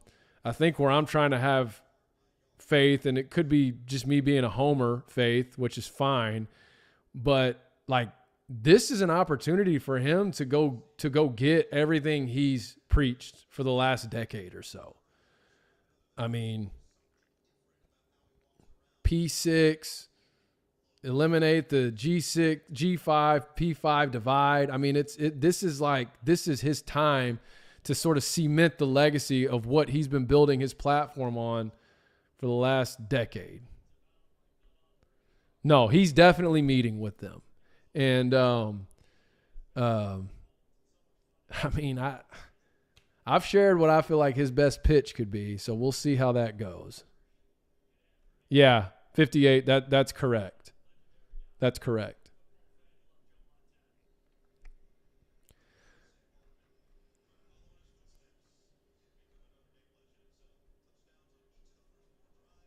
Oh, I need to update this pinned comment. Hold on, guys.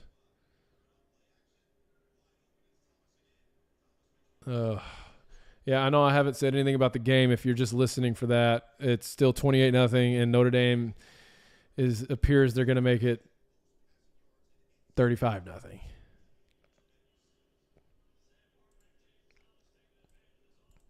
Let's see. It's no longer half. It is third quarter.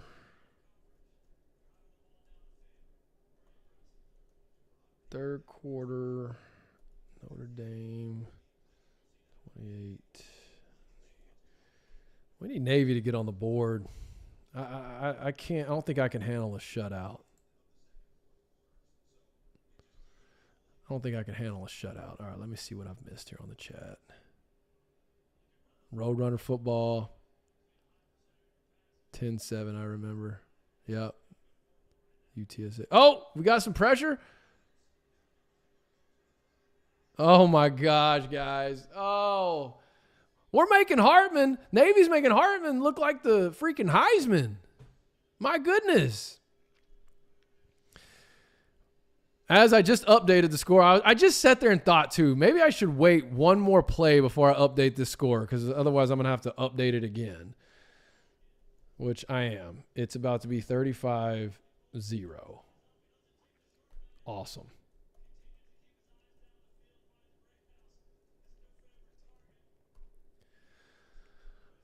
Okay, so here's what we got to do to keep this thing interesting. Is it at all possible for Navy to cover as the 20.5-point underdogs? Can they cover? Can they get 15 points here? That is the question.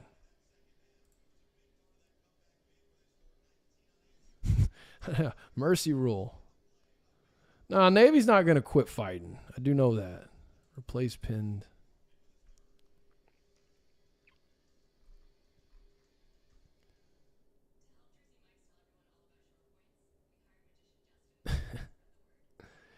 Yeah, if we're playing Madden right now, you'd be giving up the sticks to the next player.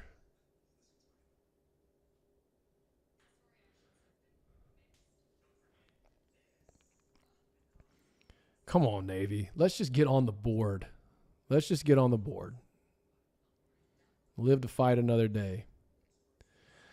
But from the American Conference perspective, I mean, nobody has Navy pegged to make any noise in the conference this year. I mean, they're coming off 3 straight down years. They've got a first-year head coach. So, yeah, Navy scoring a TV is a win. How much do you see the payout being if we get OSU and Washington State per school trip? Yeah, that's where it gets interesting because I think it's not unreasonable to say if you took exit fee money and whatever you can renegotiate ESPN up to, I mean, I think you could get it north of 15, at least for those two. I know that's not great. I know that's not music to any Oregon State or Washington State fans' ears, but you know, I think on a more wishful side, could you get it to 20? I don't know. And that's the problem. Like, I'm not a big TV guy, right? So I don't know the ins and outs of how all that stuff works, but I'm like, man, if you've got, you know, $50 million sitting over here in exit fee money, now that's being paid out over years, so you don't just have it all in one pot. I really think what it's going to boil down to, Rod, is can Oresco utilize that time zone that ESPN needs to his advantage? Because when I look at it, I'm going, the American allows ESPN to put Oregon State and Washington State in a conference that will be cheaper for them than if they were to go to the Big 12. But it doesn't have to be Big 12 money. That's like it being, I guess what I'm trying to say is cheaper than Big 12 money. You could still put together a decent, I would think, payout. But you know, I don't know. 17 million per. I mean, I don't think that's unreasonable. 17 million. All right, absolutely. Navy can and will cover. All right, come on.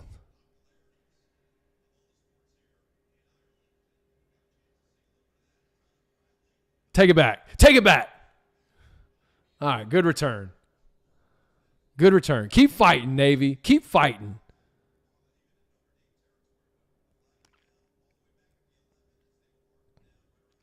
And there's a flag. Awesome. Is it a hold? Block in the back?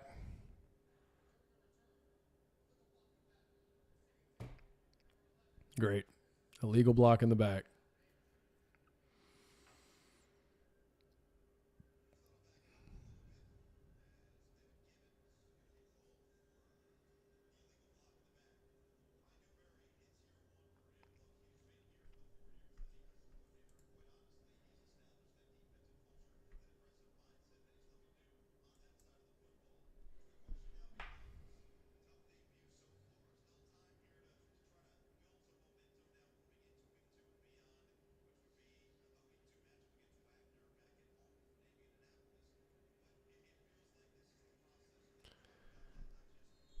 Yeah, I think this is going to continue to get uglier and uglier.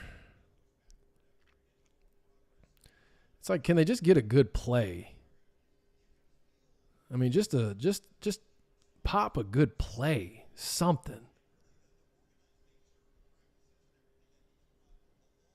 Talking about, yeah.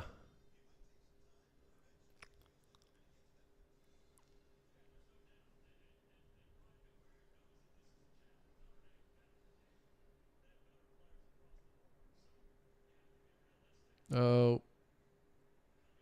Keep fighting. All right. So we're going to have about 3rd and 5. 3rd and 5, 3rd and 6. Can they get a first down? Let's keep the clock rolling.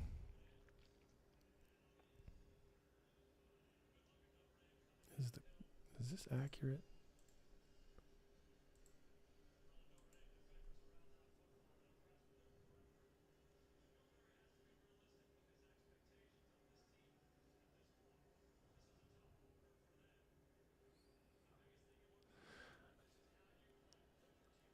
All right. Motion. We're under center. That's not good. Ugh. Wheels are falling off, boys. It's okay, though. We got a long season ahead of us. This conference will not be defined by one game. And look, Notre Dame's supposed to be, they look good up front. They got a quarterback. Last year, if they would have had Hartman on that team last year, they probably win 12 games. So, and Navy's been at the bottom of the American, close to it. Won't be defined by this. We got a bounce back opportunity. We got UTSA Houston next weekend.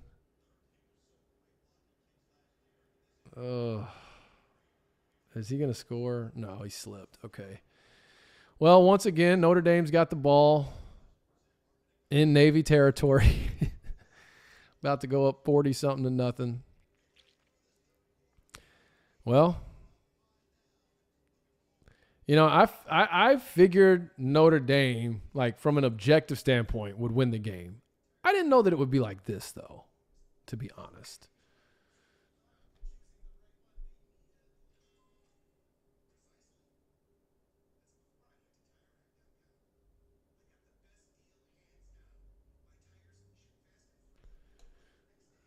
That's interesting, Steven.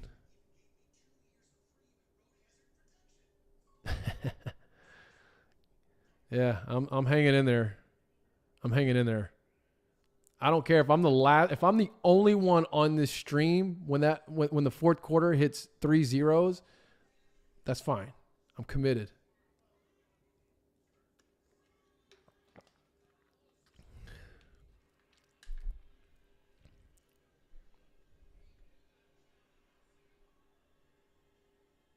That's true, Dave. That's a good point. There is a chance. So if that's the case, Stephen, with about the 12 million, I'm wondering how you can get creative with some of the exit fee money to sweeten that pot. And obviously the Mountain West is not going to be able to offer that. But how much, does what they do offer with the geographic, advantages that are there.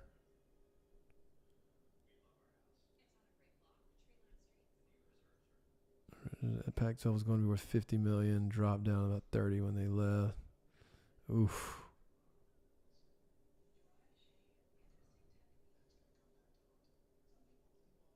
I like it, Dave Holland. I appreciate that. No man left behind. No soldier left behind. That's right. We're going to hang in there. Yeah, someone order some pizza. Seriously, Rod. Call them up, man. Let's get it going. In fact, here we go. Here we go. Here we go in the chat. Boom.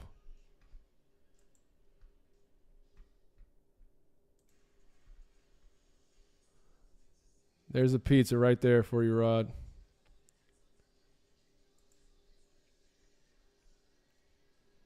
Mike, you're going to have to put the wings in. All I got's pizza.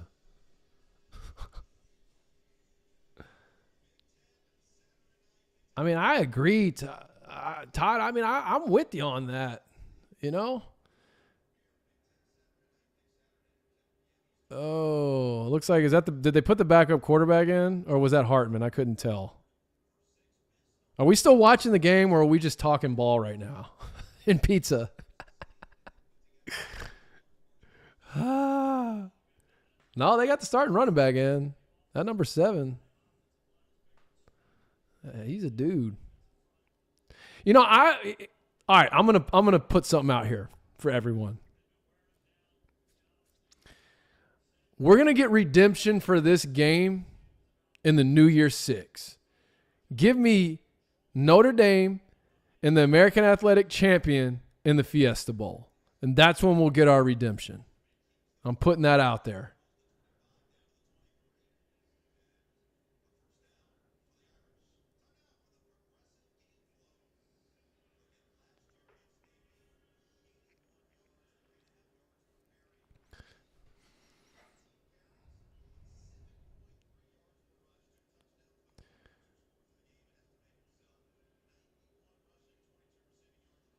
Yeah, that's a good point, Steven. Pacific time zone. Yep, it would be.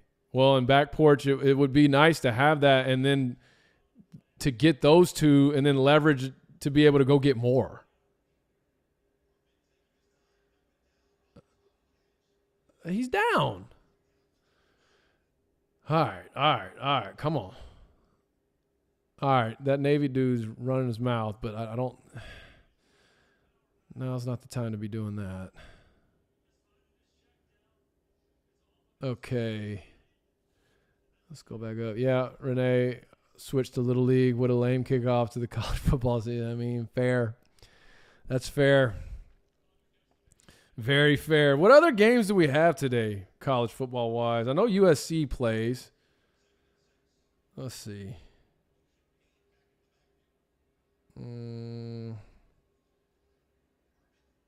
There we go. All right, defense, keep fighting. Keep fighting. As I check other games. All right, so we got UMass. Oh, UMass, New Mexico State got the. Okay, I guess we got Hawaii, Vanderbilt, 6:30, SEC Network, San Jose State, USC. Ugh. God, what would suck is if San Jose State is even half competitive against USC, I'm going to have to hear all these Mountain West fans after this Navy.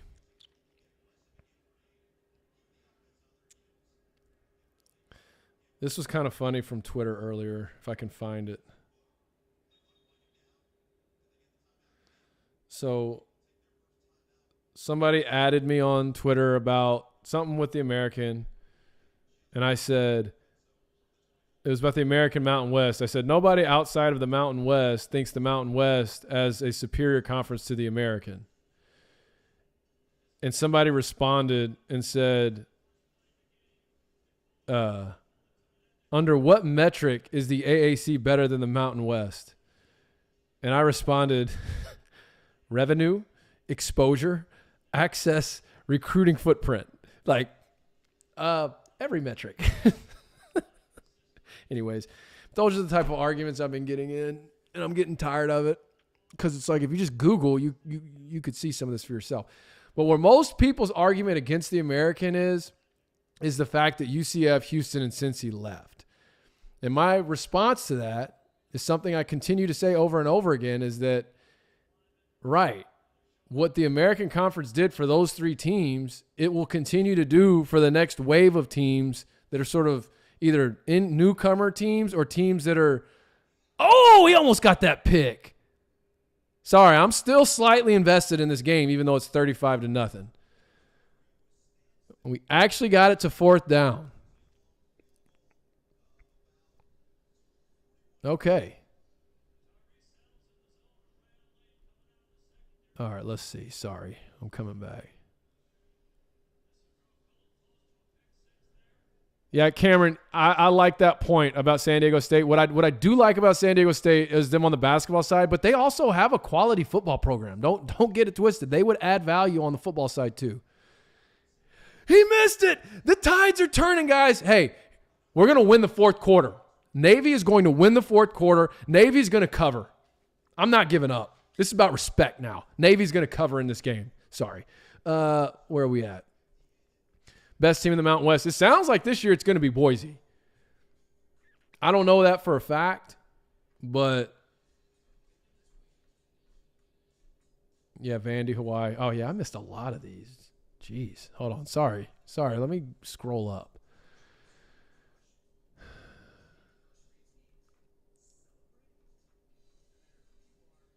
Beavs go to AAC. They will play Notre Dame. There you go. I like it, 58. Silver linings here. Yeah, okay. This is what I need, Raj B. Silver linings. We got CFB is back, 1. Pac team still joining AAC, 2. I'll take it. 3, UTSA will take care of business versus Houston next week, 3. I like it. I'll take it. I'll take those silver linings. We've got college football back. Pac teams are coming to the American, and UTSA is going to handle business against Power 5 Houston next week. OSU, Washington State join more teams from the Midwest would be inclined. Absolutely. That's my point as well, David, on that westward expansion piece. And I feel like that's a selling point Oresco can have in his meetings with those institutions is like, I'm selling that. I'm selling future westward expansion. Let's go San Jose State over at USC. I hate USC. Hey, I get it. Who's the best team in the Mountain? Oh, yep. I think it's Boise. Cameron got that one. Who else we got? UTEP, Jackson State. Yeah, or Jacksonville State. NFL draft picks. Oh, okay. Raj, was that to – I think that was to what I was saying earlier. Pick 6. He dropped it. Yep. I know I'm way behind now, but yep. Thought the same way. Haters going to hate. Yes, they are. Exactly. A seems to continually getting poached. But when has the Mountain West been poached? Right. Okay, yes. And what I was trying to say the other day, too, is it's like the Oakland A's of the early 2000s. I mean, there's a reason the Yankees and Red Sox wanted to sign all their players as soon as their 6-year window was up. Because they were really good at finding the next round of superstars and developing them in their farm system and then as a part of their organization. And that's kind of what I like in the American Conference too. And I think if you look at this new wave of teams that are in, like you're going to see some, along with the teams that are currently in place. That's why I feel like if you can go get that Auto 5 status and some sort of reverse merger with these Pac teams, further expand with some more of those top tier Mountain West teams, like you got a conference, you might be able to sustain yourself. All right, guys, I'm going to pause on that and I'm focusing on this game. We're going to get a touchdown here. Pitch it. Take it. Keep it. I don't care. First down. All right. 2nd and 7. I'm sorry. 2nd and 3. Jeez, I'm seeing stars right now. 35-0, man. This is tough. I coached an 8th grade football game one time that was kind of like this. It's like you just feel so helpless, especially when you're calling a defense and your corner on the opposite side of the field isn't even there. And they throw a 9 route to just like, what do you do? Kid was trying to tie his cleats on the sidelines. Oh, is this it?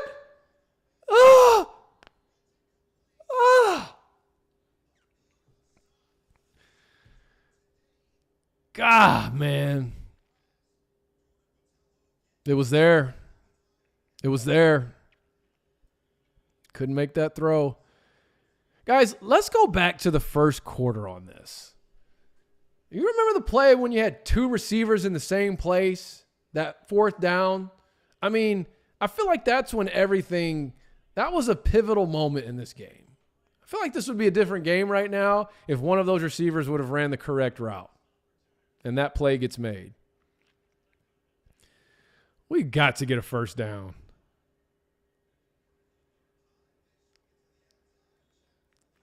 I don't think that was enough. I think it's going to be 4th and 2.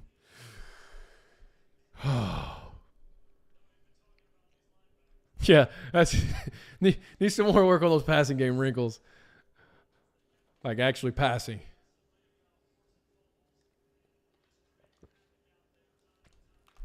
Oh, here we go.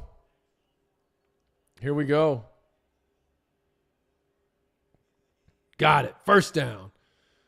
This drive. If Navy scores this drive, they cover. I mean, let's think about this for a second. If Navy could score on this drive and maybe, I don't know, get another 2 more scores in the 4th quarter, whether it's a touchdown or field goal, I mean, 35-21, 35-17.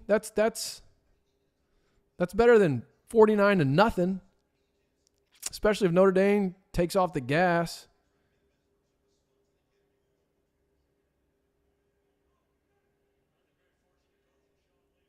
Absolutely, Tonka Todd. That's fair. That's a great point. Oh, I still think they can cover.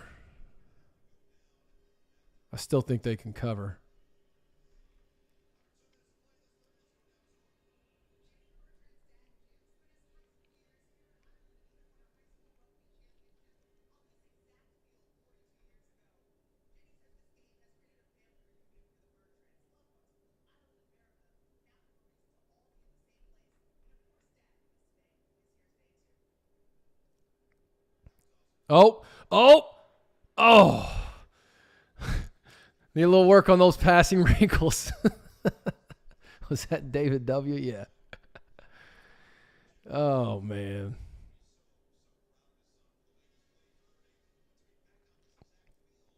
Back porch teams like Vandy. Yeah. Yeah, I think so, because you have to have teams like that, to feed to Bama and Georgia every year, if that makes sense. Just like, oh, Lord. Guys, come on. Like, I'm okay losing this game, but let's not look like the little giants out there. Oh.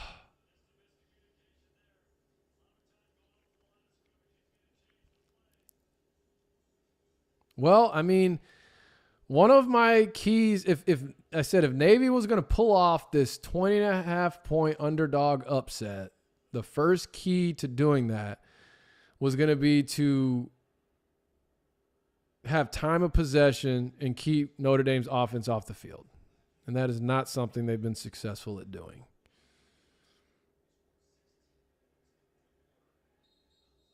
All right, we're almost out of the third quarter. I've got faith too, Tonka. Despite how it looks right now, let's just cover. Can they cover? It just got a lot harder, but that's okay. I mean, surely Notre Dame's gonna empty the bench now, right? Is Hartman still out there? Hartman's still out there. Surely he sits the whole fourth quarter, I would think. Well, of course, you got a Heisman campaign they're probably trying to build.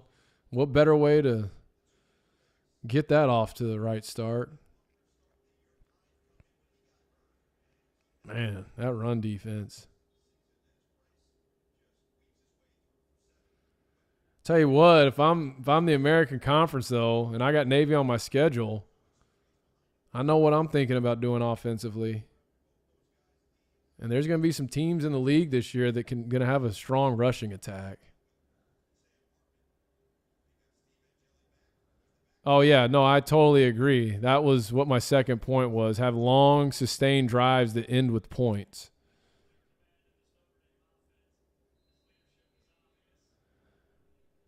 Well, he's a former NFL. I think he was an outside backer. I think he played in the NFL for a little bit. He was at Ohio State. He's always been jacked, though. I mean, he's always been like that.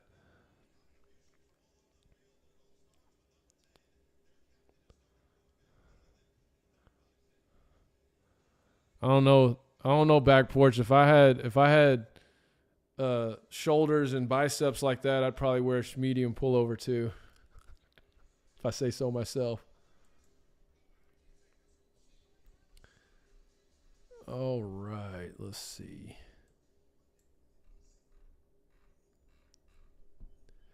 Commercial break. Let me go back. What were my keys? Let's evaluate how they've done. Where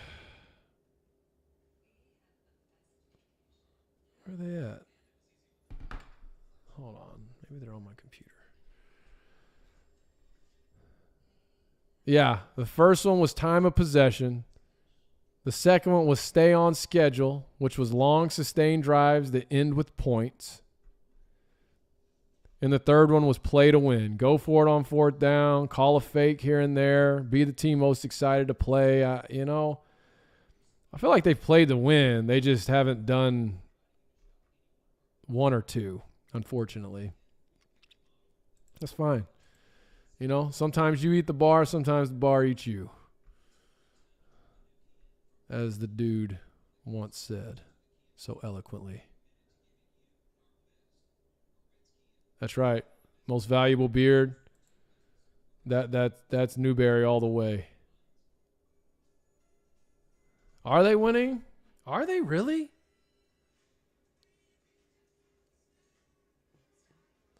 I guess it would make sense because they have had some long sustained drives. They just haven't ended with points.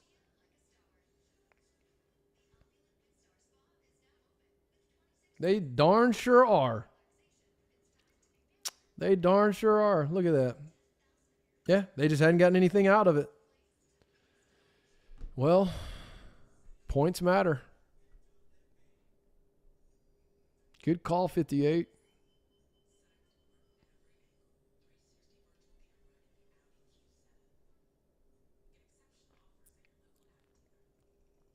That's a fair take.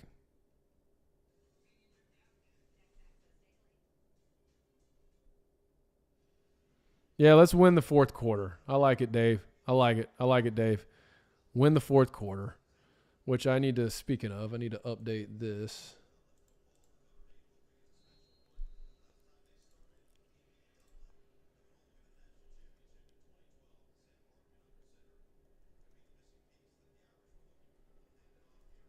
Oh, Lord, they're talking about Notre Dame in the national championship now. Imagine that.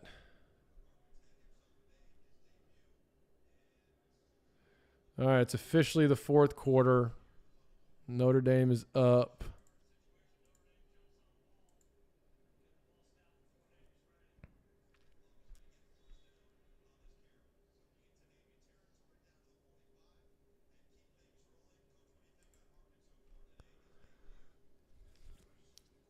Yeah, I would say 58, this is probably Hartman's last drive. I say they're probably going to let him finish the drive, and then I'd say he's done.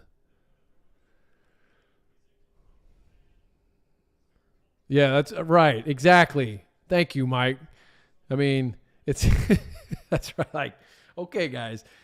You beat one of the bottom tier teams of the American. And fair enough. You beat them pretty good. They got a first-year head coach. They're coming off 3 consecutive losing seasons. Let's simmer on down. I know we're excited because it's Notre Dame and it's Sam Hartman, but talk to me after Ohio State. That's exactly right.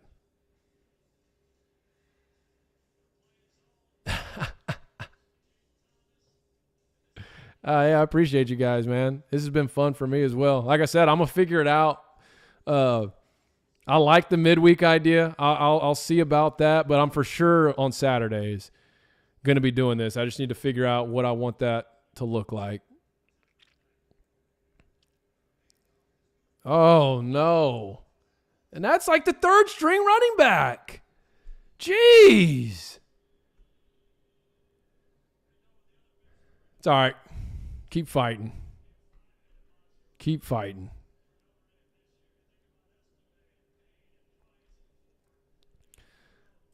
All right.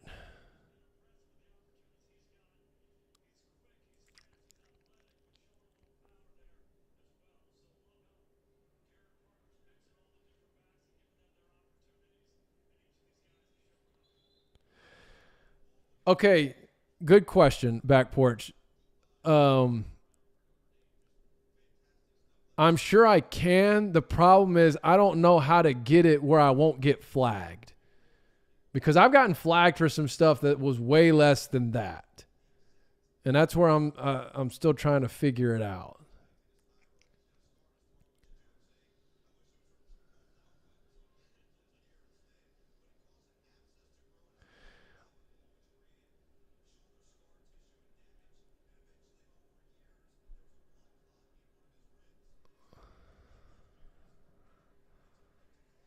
Oh, 40 burger. 40 burger.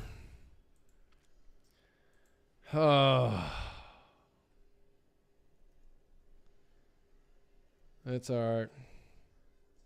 We'll live to fight another week. We're going to get redemption next week. Whether that be UTSA. Any chance ECU shocks the world next week? Going to the big house? Harbaugh not on the sidelines? Let's see. 42. Oh, I'm putting in the wrong.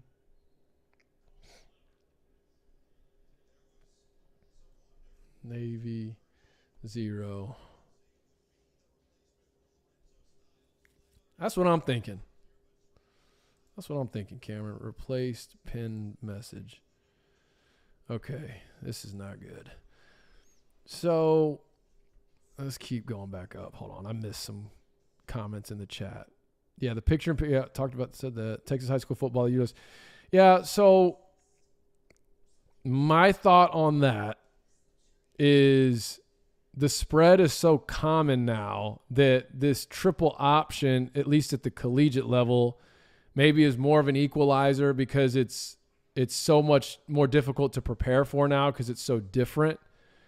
But, I mean, I get your point. I mean, that was Mike Leach's whole thing with the air raid, right? It was getting more out of less.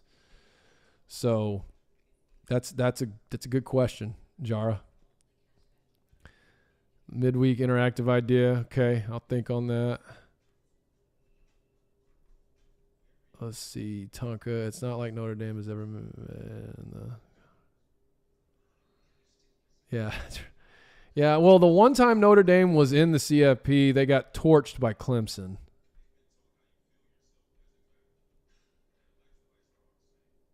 Didn't work out well in the other two games they played. Yeah, we need Oregon State in the American Conference so they can play this game, week 0. Same state as App State. That's what I'm saying. Absolutely possible. Not likely, but possible. It is a paycheck game. That's true. Yeah, I like it. That's all fair. Yeah, I'd say UTSA is the one to look at. And then the following week, is it the following week when we got Tulane, Ole Miss? Which I'm not as tapped in right now with SEC and Ole Miss as I probably normally would be this time of year, but I feel like Tulane could make some noise there.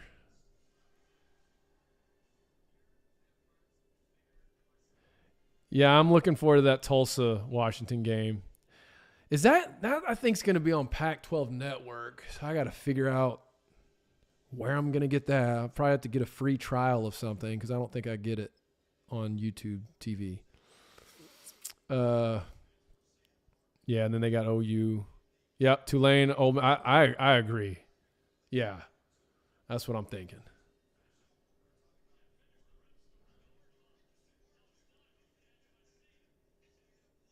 Okay, good deal, Tonka.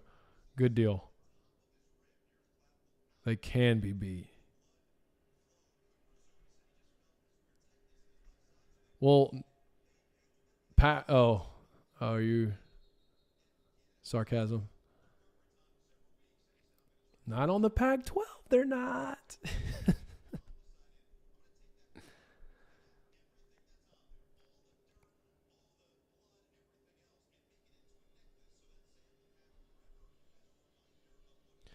Oh, this is funny. Somebody just shared with me in a group chat. Ex-Navy head coach says he was fired in locker room after loss to Army. And they said, dumb move. So they must be watching this disaster as well. Let's just get on the board, boys.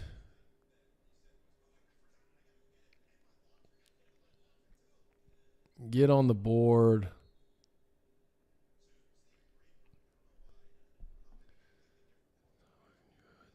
I'm about to put up on Twitter. It's not looking good, but we're still hanging in there. No man left behind. Let's see.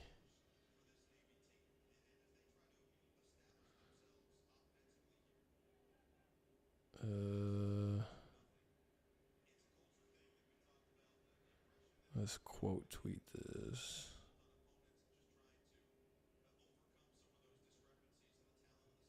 It's ugly, but we're still going strong. Here we go. Sorry, I'm just letting the old Twitterverse know, just because we don't let the scoreboard.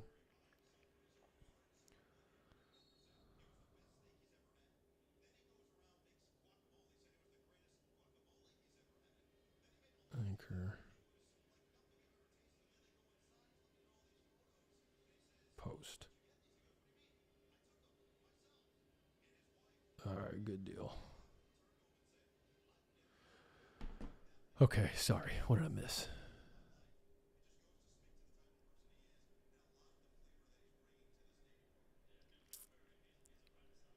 Oh, okay.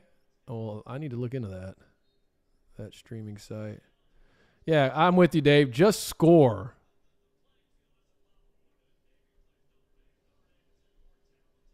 Tulane has pretty stout O-line and D-line.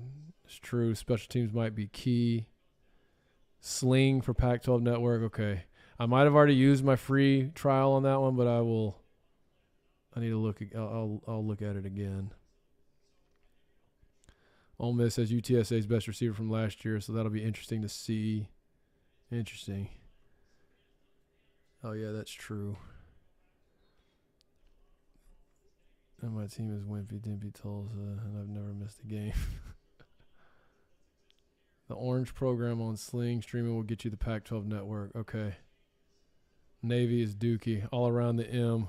Welcome to the chat. They sure are. But we're going to get a score here. We're going to get a score. 3rd and 2. Just establish and sustain one drive. Let's get a touchdown. Got 9 minutes to go. Get it. There you go. Let's go. Let's get a touchdown here, boys. Come on. Come on. Question. Does the AAC have any large corporate sponsors to help the league with NIL? I mean, Memphis. I know every time I think of Memphis, I think of FedEx. I don't think that really answers your question. I don't know, but I would think with all the big cities, surely that. Oh no! Oh! They completed a pass. They're in the red zone. Okay, all right. I'm sorry. Touchdown. We're gonna get a touchdown here. Come on, Navy. Let's get one in. Let's punch one in. Let's punch one in. There's that pass wrinkle, David. There's that pass wrinkle. Finally worked. But yeah, Tonka, I don't know the for sure answer to that question, but I just think about all the big cities that are in the conference. Here we go. Here we go. Let's get in there. Pitch. There you go. Come on. Come on. Keep fighting. Keep fighting. We just got to fix that 0, man. Got to fix that 0.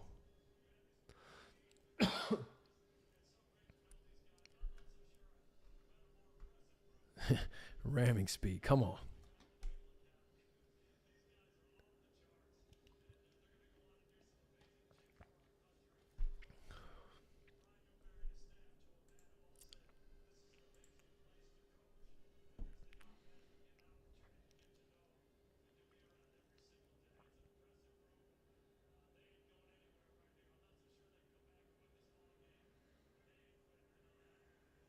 Jason Garrett, I'm not so sure they can come back and win this ball game. Yeah, we know. But let's get on the board.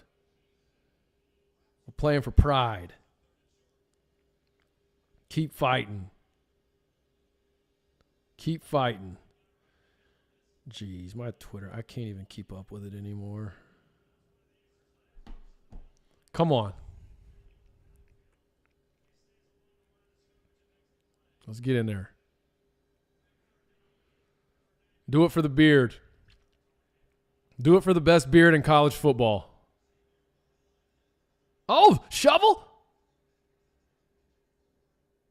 Get it. Keep fighting. Yes, that's right. That's Navy football right there. Down 42-0. 6 minutes to go. Fighting for the first down. And they're not going to give him the spot. That's ridiculous. Oh, this is it. This is it, guys. This is it. If they don't score here, this is going to be a shutout. This is the play. This is the play of the game at this point. They've got to get this first down. Okay, they got it. There we go. Let's pop by this TV. Come on.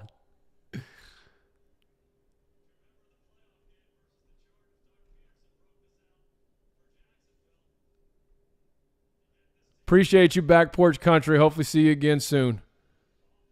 Enjoyed your contributions.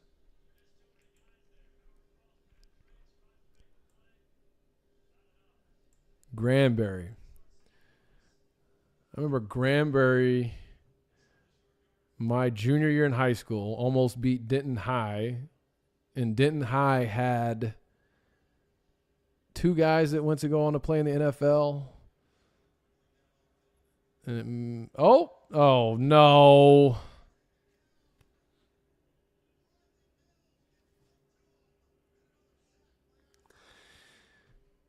Oh.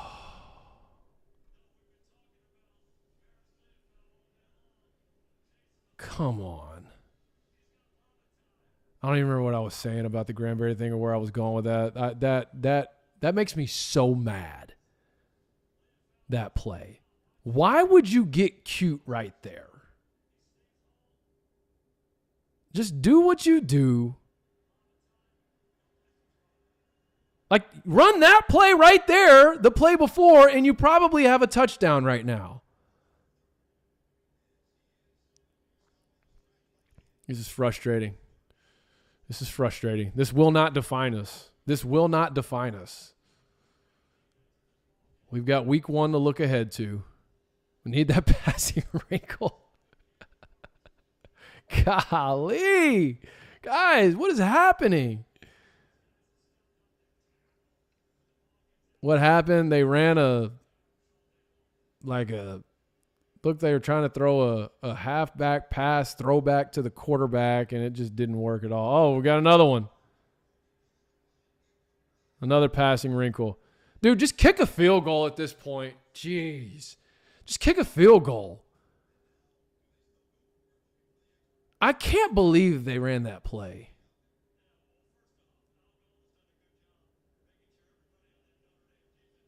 Do you have a Discord? What do you mean? What is that? I want 6-2, Dave.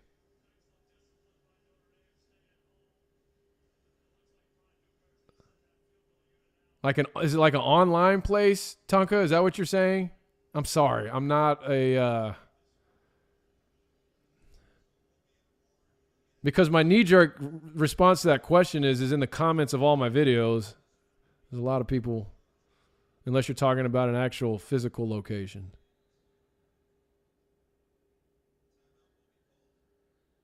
Jeez.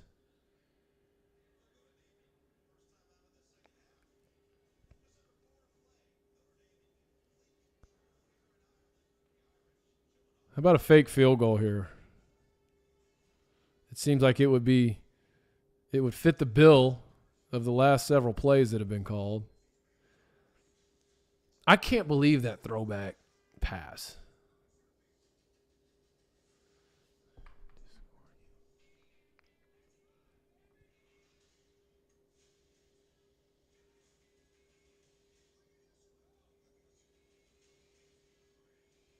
Oh, it's like an app. No, Tonka, I do not. But I'm looking into it right now. Actually, I didn't even know that was a thing.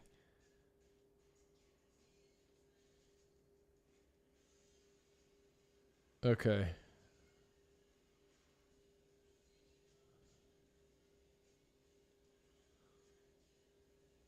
All right, I'm going to look into this. In fact, I know someone who probably has this.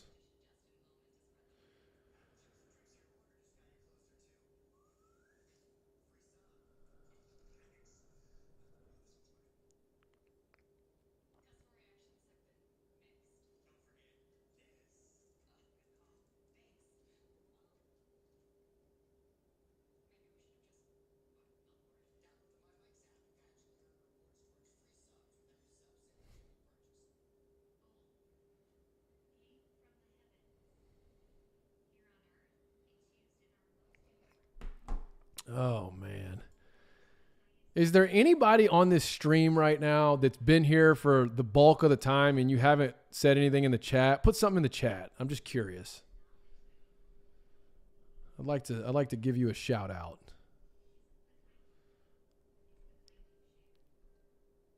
Midweek YouTube open forum show better. I like that too.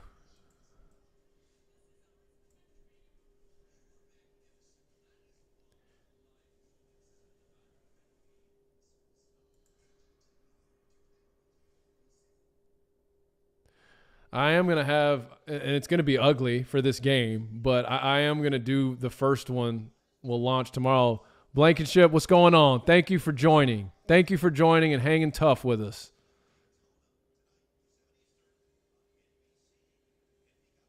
Dave Holland, yep, good deal. That's awesome. No shutout. I'll take it. I'll take it. I don't have any options, but I will take it. 42-3. Oh. It's all right, man. We got another week to go. We got a whole season ahead of us. No shutout. The first live stream in College GameTime YouTube history was not a shutout. It's a process here. It's building blocks. We gotta regroup. We gotta find the right game. We gotta find the right moment. And it's all about how you respond. How are we gonna respond to this adversity? We're gonna pack it up, quit playing, wait for next year, or are we gonna come back next week that much stronger?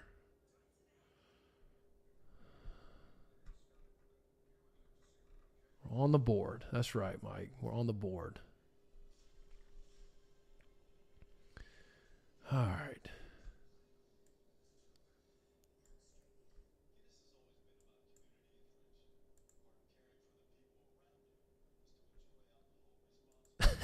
I'm feeling pretty good at the Army-Navy game now. Yeah, but you know that game, man. It doesn't matter what the records are. It doesn't matter how the season has gone.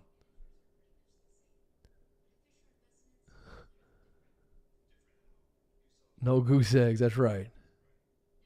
That's right. Mini victories. Sure will. Mini victories.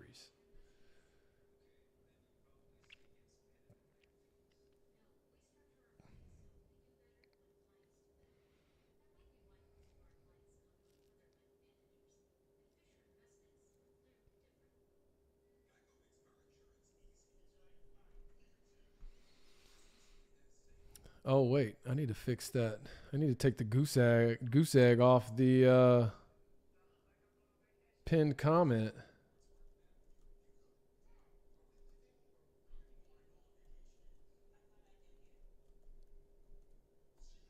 Boom. Navy is on the board. Navy is on the board. Go Beavs. Who do the Beavs open the season with?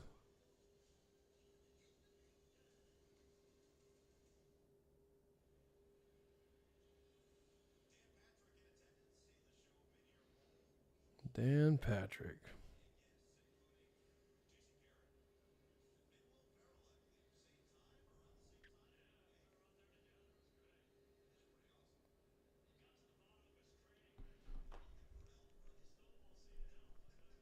Oh, okay, 58.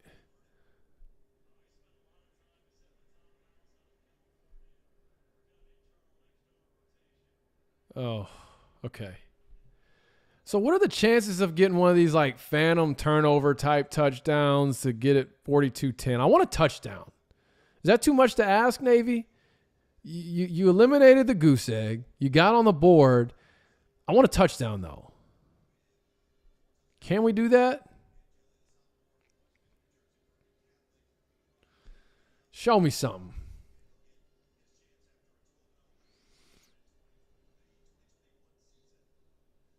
I hope Beavs tear up the Pac-12. Yeah, me too.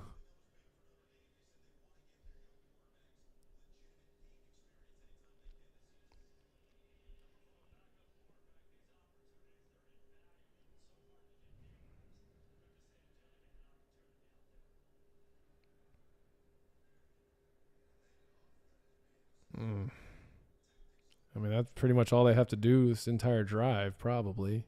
Just hand it off.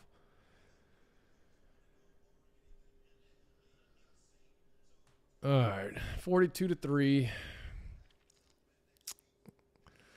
see, Notre Dame. Okay, they got Ohio State September 23rd, USC the 14th, Clemson the 4th. I mean, it's nice to see Notre Dame actually having to play those three teams in the same season. Usually it's one of the three or at most two of the three of that caliber of an opponent. Yeah, their backup quarterback is, but I don't think their backup running back. That's their starting running back that's still in. But they've got their backup Q in.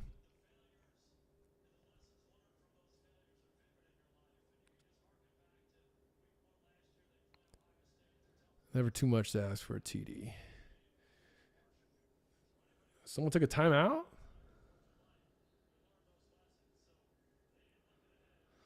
All right, Navy took a timeout.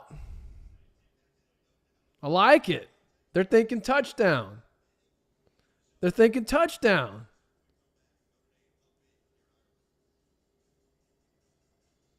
Yeah, I don't disagree with that, Todd.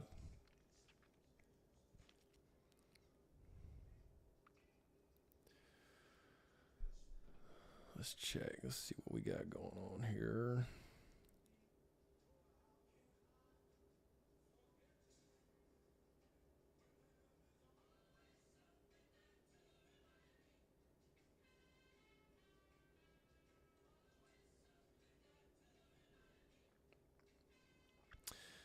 But as has already been said on the chat, the best part of this, college football is back.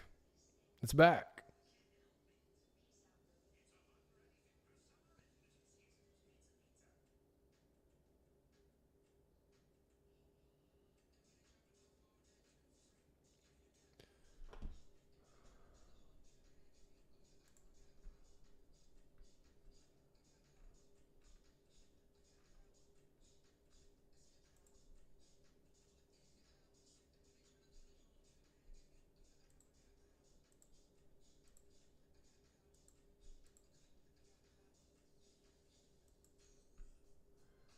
Yeah, they got USC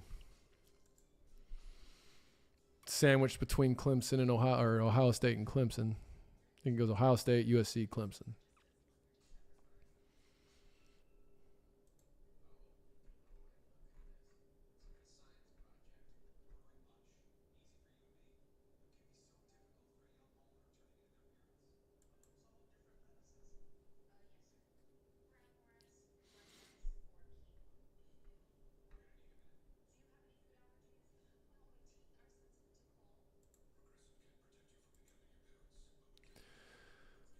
All right. It's 3rd and 2 coming back. Navy took a timeout, so they must be thinking, let's get the ball back and try to get a touchdown. Possibly.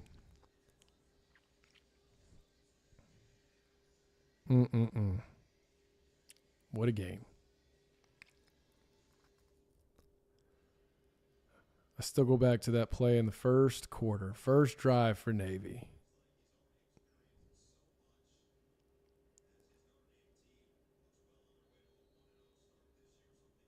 All right. 3rd and 1, actually. 2.5 minutes.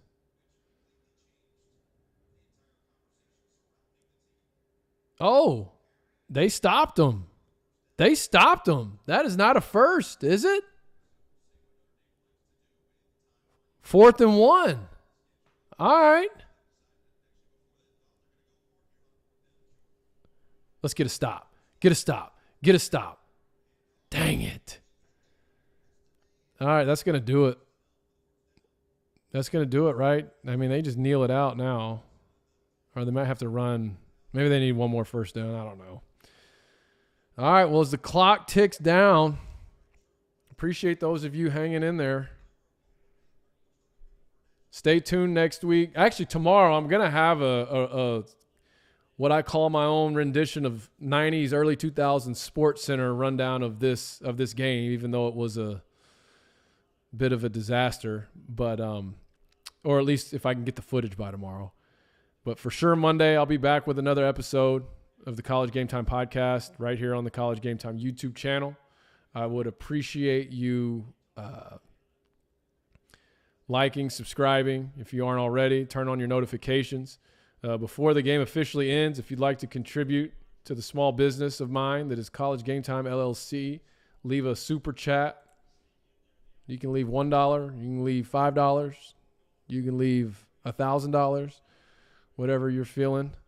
Or you can leave no dollars. That's fine too. And yeah. Well, I guess if there's some like crazy breaking news that happens between now and tomorrow, I'll do an emergency pod tomorrow. I don't think there's going to be. Ball! Oh. I'm still invested, man. Down 42-3, 30 seconds. I'm still in it. I'm still in it. I'd take a timeout right now.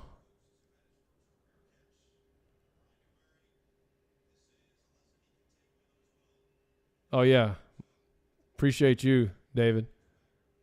Yes, Dave Holland, he is. I mean, he may have caught a flight at halftime, but he definitely is. All right, guys. Well, before I end this thing, I'll just let you know that, like I said, tomorrow, if I get the footage of this, if they get it uploaded to the server or whatever it is I have access to, I'm going to do that. I'll have that posted on here and my Twitter. And be looking out for the next episode of the College GameTime podcast on Monday. And I will have, hey, I appreciate that.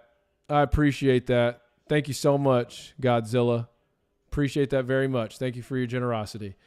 Yeah, so before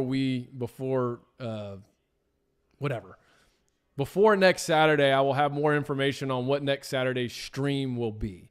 And then once I can figure out the scheduling for a midweek stream, I'll obviously get that information out as well. But for sure this week, you can expect a Monday through Friday episode of the College GameTime podcast, and we will for sure do a Saturday stream, whether that's a pre-game day type stream early in the day, or whether that's going to be for a full game like this one. I'll let you know this week.